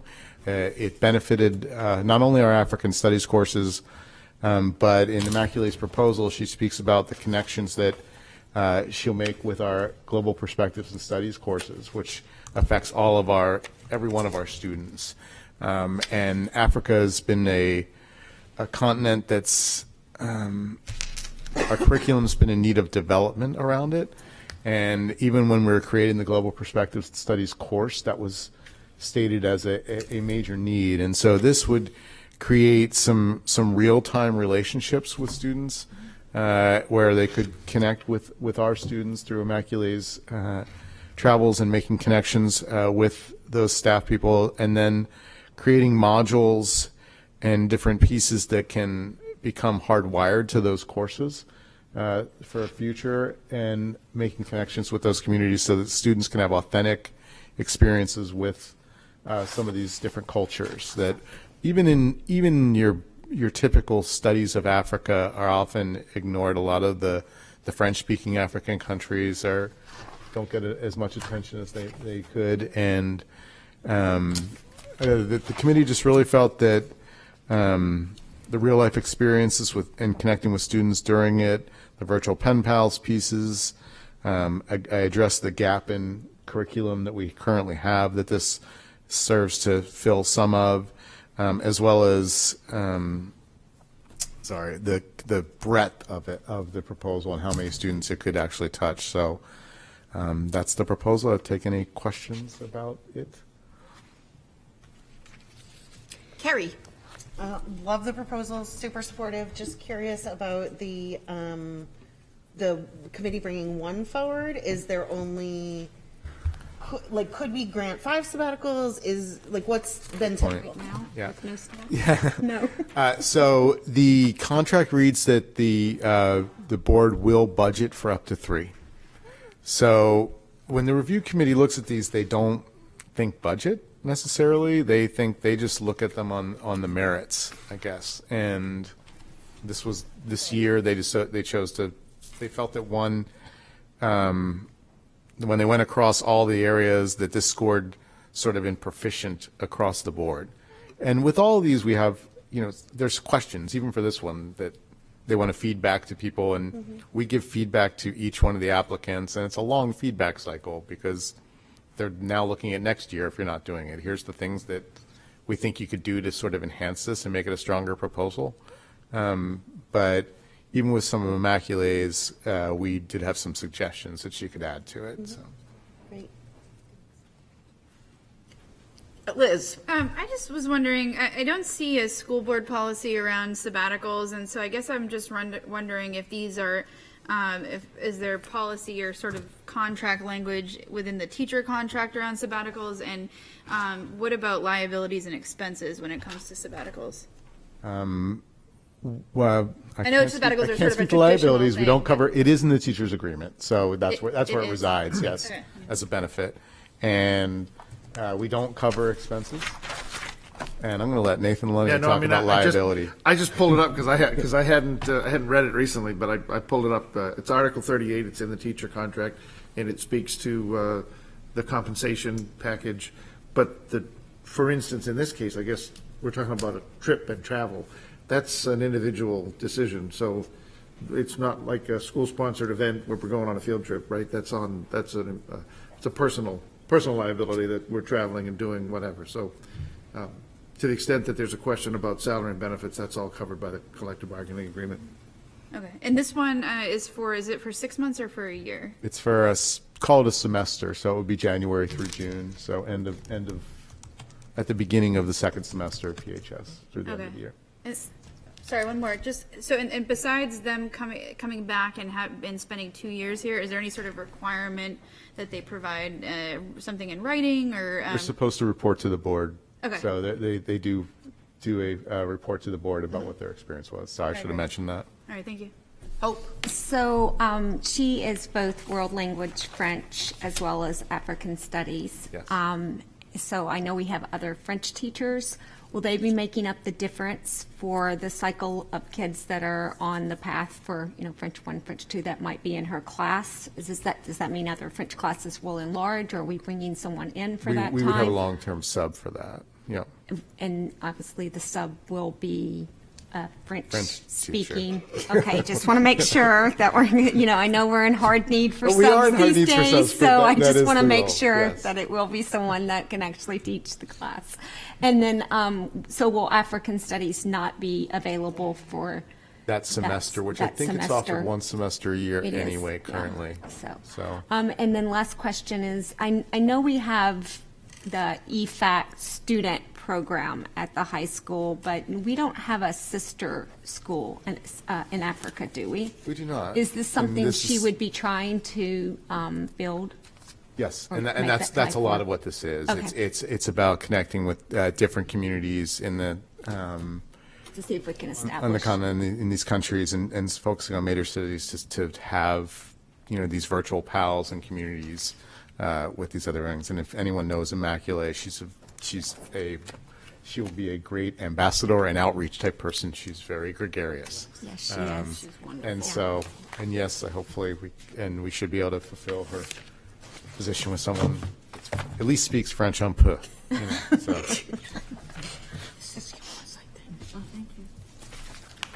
Okay, do we need to vote? Okay, not a roll call though. Okay, is everyone in favor of the sabbatical that is being proposed? All in favor? Aye. Any opposed? Motion passes. Okay, next we have a series of policies. Yeah, so, and the policy committee members can feel free to jump in, but, so there's a few quick ones, I would hope, anyway. The elimination of due process policy, JLA, or IA, is in a result of your passing the policy in January, JICD, student conduct, and so it's just an expansion in one policy of what was initially covered here under due process in alignment with current and updated RSAs. So we totally eliminating this? Yeah, as the School Board Association would recommend, this can be eliminated. And we vote separately on this one, correct? I just copied down the ones that Paulette said we could do together, and this was not one of them. So I think this we have to vote on Do separately. this one, do the next two together, and then do the And next three do- together. okay, I that's think. what I Steve, wrote I'm down. sorry. Okay. Can you just remind me? So this can be eliminated because it's been replaced with what was the other policy? JICD. JICD. JICD. Thank you. Okay, do we have a motion? I move to eliminate the policy. Okay, Ann Walker. Second. Second by Liz. All in favor? Aye. Any opposed? Motion passes. And we could take the next two together. They're for single reading, which is indicative of the fact that they're very small changes in the policies. Policy EBB, school safety and access to school buildings during the declared pandemic, QD, are both minor changes in updating, and I think in terms of the looking at, again, alignment with the current RSAs in terms of school safety and different protocols, and then access during the pandemic, trying not to create a situation where we have to constantly change policies every time we get different public health guidance. So I think we're trying to refer to just language that would refer to the most current health guidance. Okay, any questions? Liz? So I, after reviewing these two, the access to school buildings during declared pandemic looks fine to me. I don't know if I had tuned in on the phone for the last policy committee meeting, so I don't know if school safety was reviewed, but I just want to point everybody's attention to the first paragraph and then the number 1. It's the language is sort of, what's the best word here? I was about to say botched, but it doesn't blend well. So it's it talks about, in number 1, the last sentence says, it's procedures that address the supervision and security of school buildings and grounds. And it's probably to say something like, it will consist of procedures, and then, end that sentence with including the following, because then the procedures, and then the things that are needed to be included are listed from 2 to 15. So I think the first paragraph needs to blend in with the number 1 needs to blend in with the first paragraph there. And then, procedures that address, it probably should be will address, procedures will address, da-da-da-da-da. And then at the end, we're talking about the district crisis prevention and response plan. I have a comment about that when we get to the other section. I think we're using various different words to describe whatever district crisis prevention and emergency response plan, district crisis prevention and response plan. So there's not really a We're not on that one yet, right? consistency there. And then number 15, there should be a comma after enforcement. So those are my comments on that one there. Yeah, I would say in the first instance, I would agree the formatting of number 1 could be shifted to align with what you're saying. And then the names of plans, some of these are as they exist in statute for what they're called, and admittedly, there are different names for similar things in statute, but we do develop emergency response plans that we must submit to the state annually. And so those titles are consistent with what we're required to do. But certainly we can make those formatting changes to this policy. Yeah, I think that's the biggest thing. And then when we get to that separate section about the crisis plan, there's like different names. I understand there's different names for different plans, but I think the overall plan that we need for the district is in that separate policy that we're about to go toward, has it in various ways of saying it. So we can address that. But yeah, the first paragraph, I would like to see a change on that. So do you want to table these all till the next meeting? If EBB? I think those were minor formatting changes to this. Okay. We could just pass it with those changes. Okay, so you're talking about EBB and QD? Yeah. Okay, EBB We're still talking and about those QD. two. Okay. Still talking Hope, did you have a Yeah, so on EBB, the opening paragraph talks a lot about effective learning and teaching takes place in a safe, secure, and welcoming environment. That safe schools contribute to improved attendance, increased student achievement, and community support. But then when you look through the 1 through 11, it's really talking more about physical means of safety. I would love if we could tie back, if we're going to talk more generalized safety for students in a classroom and student achievement. I think that is around mental health, safety for students in a classroom and safe environment.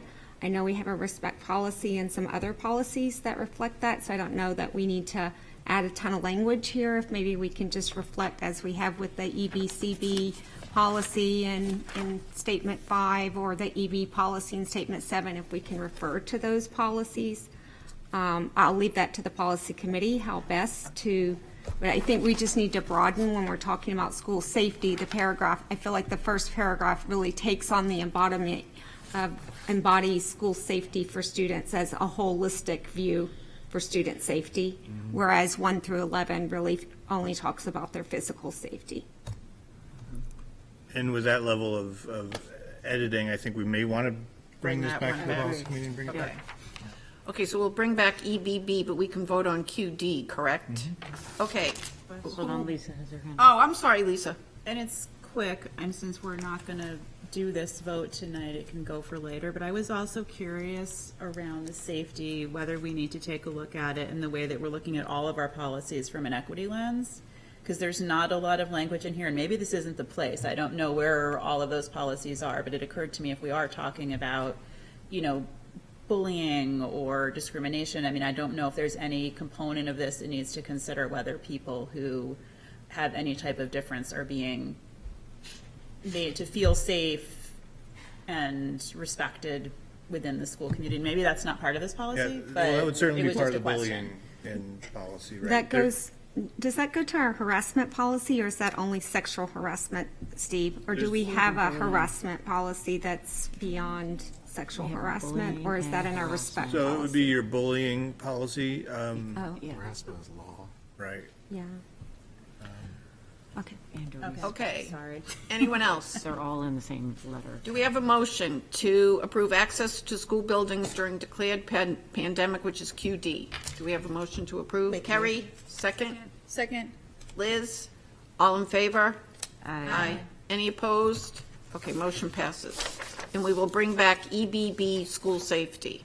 Just one comment, Lisa, Okay. what you were saying, policy JICK is pupil safety and violence prevention, and that would be where I think a lot of Okay, sorry, I thought I had seen that somewhere, and then I was looking at this and going, where is it? Okay, now we have a block, EBCA, JCA, JL, and JLCA. We can approve all of those at once, but obviously we have to have a That's first reading. discussion. What did you say? That's first reading for them. Oh, yes, Yeah. this is the first reading. Yeah. Okay. Are there any comments on any of those? Should we start with the crisis prevention and emergency response plans? Yes, Liz? Yeah, so this is where the language gets, it's not consistent. So we talk about a district-wide emergency operations plan, and then there should be an emergency response plan for each school. And then that's in second paragraph, those two things. And then in the 1, 2, 3, fourth paragraph down the bottom, it talks about the district crisis and response plan. Sort of gives the title there, and then we also said this site-specific emergency response plan. So the site-specific one stays the same, but the district crisis and response plan, we're sort of going back and forth between district crisis and response plan, district emergency operations plan. So. And I think there's another one that goes into this too. Is there another one, or is it just this one? And then, yeah, the prior one we talked about was and the other one says district crisis prevention and response plan was in the school safety one that we tabled. So it sort of goes around, the title is crisis prevention and emergency response plans. So there's just, I guess from a legal standpoint, just having if we're having a district-wide emergency operations plan and that's what it's called, then let's call it that. If it's going to be called a district crisis and response plan, unless these are all totally separate things, I just think we have to sort of define and keep it consistent throughout, what the district plan title is and what, obviously the emergency response plan at each school has its own title. But we need for clarity purposes, give it its own title. And then a couple typos on this one. The superintendent in consultation, the second paragraph, the superintendent in consultation with appropriate personnel, comma, and in coordination with legal authorities. I think there's just too many commas there. And then last paragraph, the plan established protocols so I think it's supposed to be establishes protocols. It's fourth paragraph in the middle. It says emergency response plan established protocols. And then the superintendent will develop an administrative regulation that ensures the effective development and implementation of the district's plan. I guess I was wondering what what is an administrative regulation? What is that, I guess, so. Yeah, it would be a protocol that we would Okay. be developing. But yeah, to your point, Liz, and we can take this back before we bring it back for second reading and see how many of those names are necessarily distinct and how many we can combine, because I agree with you, it's multiple names for much for the same thing. So we'll go back to the school board's model policy and any other necessary entities to make sure we can be as consistent in the naming as we can. So I had some comments on this one, but I'll just send my comments to the policy board considering the time tonight. But I did find it not an easy read, so I would like it to be revised to some degree. Now, that one we will still approve for first reading and bring the corrections back for second reading. Right. Okay. How about the next one, JCA? Change of school assignment, best interests, and manifest hardship. And just to set this one up a little bit, these previously were two different policies based on two different criteria.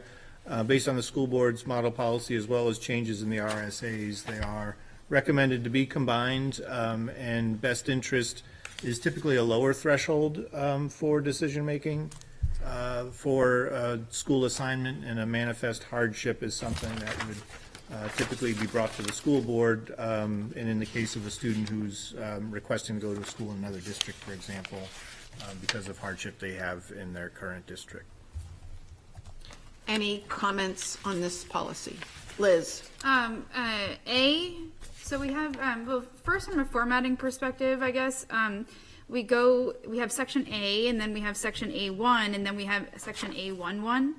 And in section A11, it says described in number 4 below. But so is number 4 below the number 4 under 1, or is the number 4 under 2? Or so I think we have to change the setup so it's not A11, and likely is or should be something similar to what is in down below. This is now page 127 of the packet. In B, it says there's a cite to A2C. So I think, usually you can go back and forth between letters, or but as far as A11, we shouldn't be doing that. And then under A, it says the first paragraph there says District 2AA another class, so there's just an extra A there.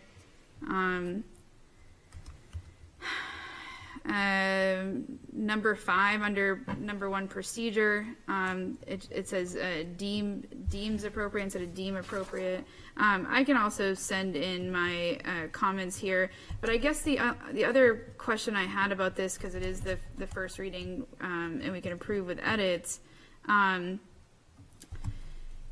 is that first, I'd like to see best interest a little bit more clearly defined. I know there is some section about it, but I guess I would like more of a definition section like some of the other sections.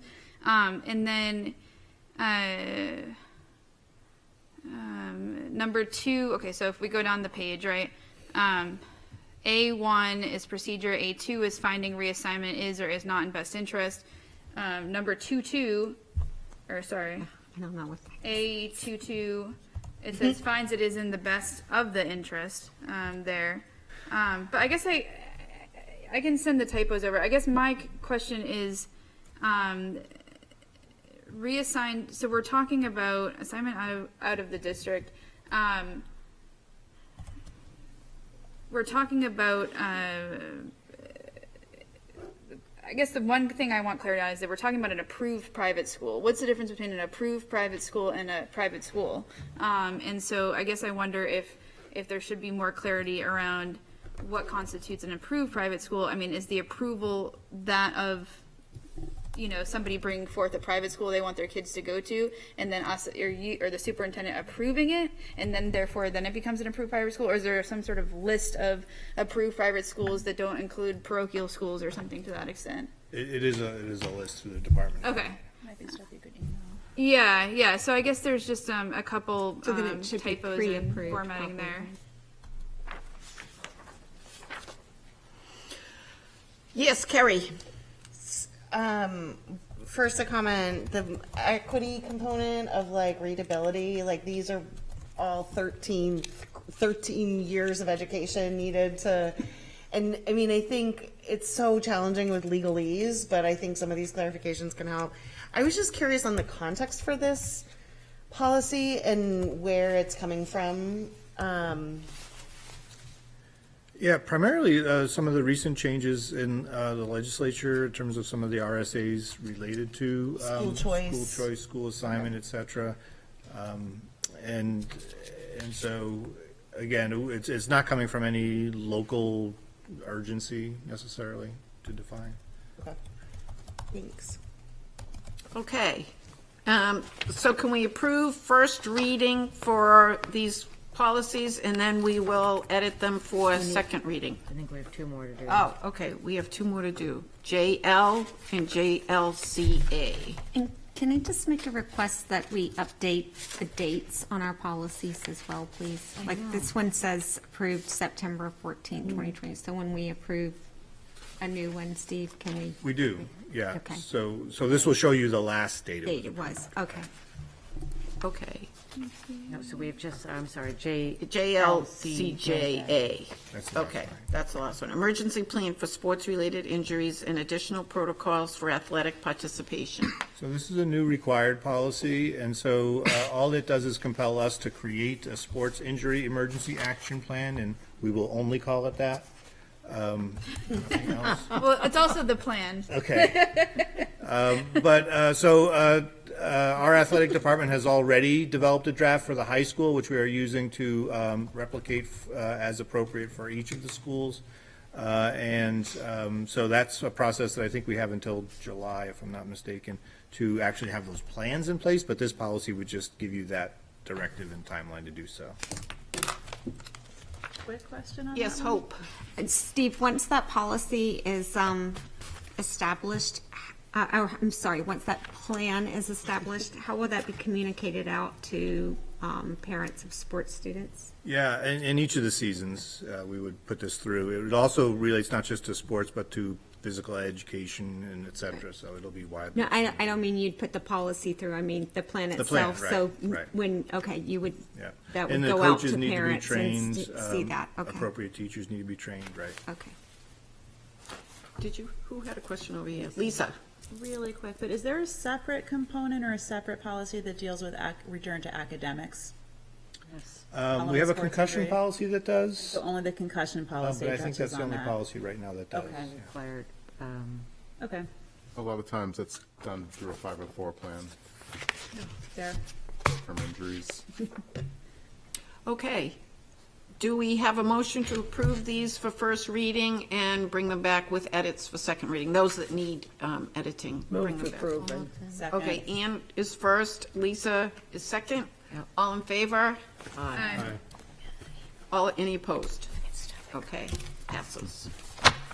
Okay, the next item on the agenda is the consideration and approval of the superintendent contract. And I feel I am still learning how to be the chair of the school board, but I realized, and I whispered to Margot, we cannot do this tonight because we don't have it in our packet. It has to be a document that the public is able to see, and I didn't do that. I forgot. Well, I didn't forget. It just didn't occur to me that I had to do it. So we're going to have to table this till our next meeting. Is that okay with everyone? And I apologize. That's my error. And, Hopefully, there won't be too many more of those. I Yes, don't know if we Liz. could just make a note that if we need to have a meeting prior to our next meeting, then we could go ahead and schedule that too, Yep. if necessary, but. If it's necessary. Okay. I lost my agenda. here we go. Consideration approval. Oh, yes, consideration and approval to establish a blue ribbon committee.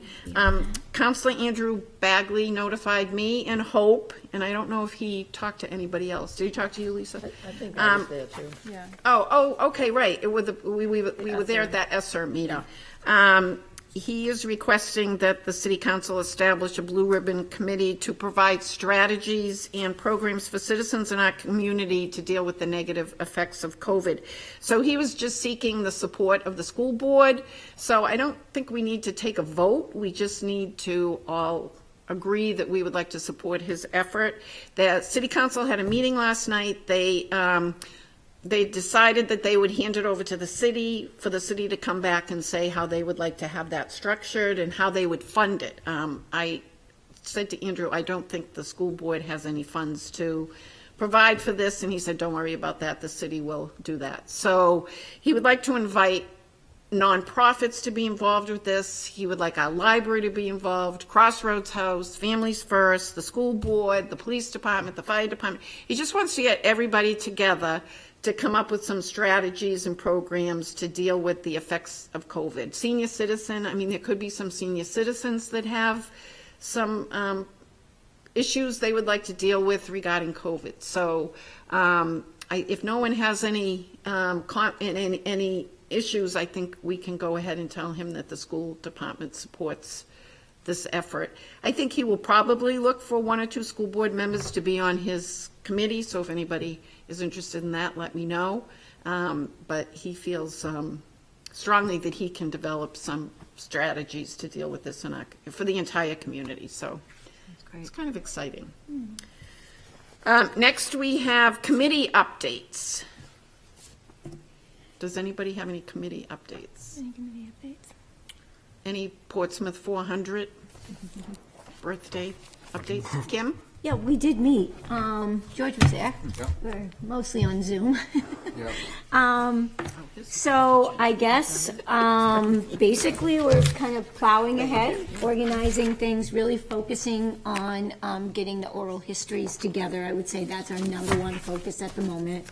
We have two great students. We have Jillian Richards and Mylan Pinto, who are really heading the charge.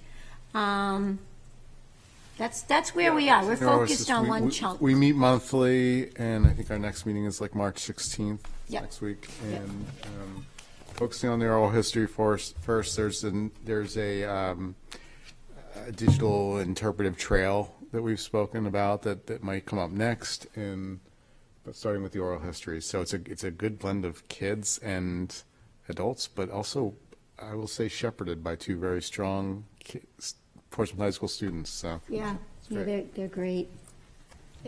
And there's a lot of ideas for like different ways to do the walk that George is talking about, so that other groups can get involved, like art. We talked a lot about art, and having places where the art department and kids can get involved, so. Very good. We're proud of our involvement of our high school students. That's wonderful. Thank you, Kim. Anyone else? No one else went to a committee meeting? I mean, I can do the futures update. Yes, I guess go ahead. we had a meeting in January, but obviously we've been doing budget, and we've had a lot of meetings around budget. But we have our next meeting April 6th, and in the January meeting, we had talked about partnerships with elementary schools and how to sort of get futures in the minds of folks as early as possible, and opportunities in middle school to expose kids to futures. So if there's any ideas from the board or the community about how to get the word out about futures, or get folks in the midst, in the links of futures before they hit high school, that'd be great. Thank you. Anyone else? Kim? Oh, I'm just gonna add one more thing, and Lisa, you were at the Sustainability Mayor's Committee With your meeting. Eco Club. Yeah, so a couple of things on that. I know they were working on their community action plan, which is about doing like solar or like community energy. And I don't know how far they got. I thought they were bringing that up last night at City Council. Yeah, it did go to the city council, and as far as I tuned into the meeting, there will be budgeting to put out an RFP to get started on developing that.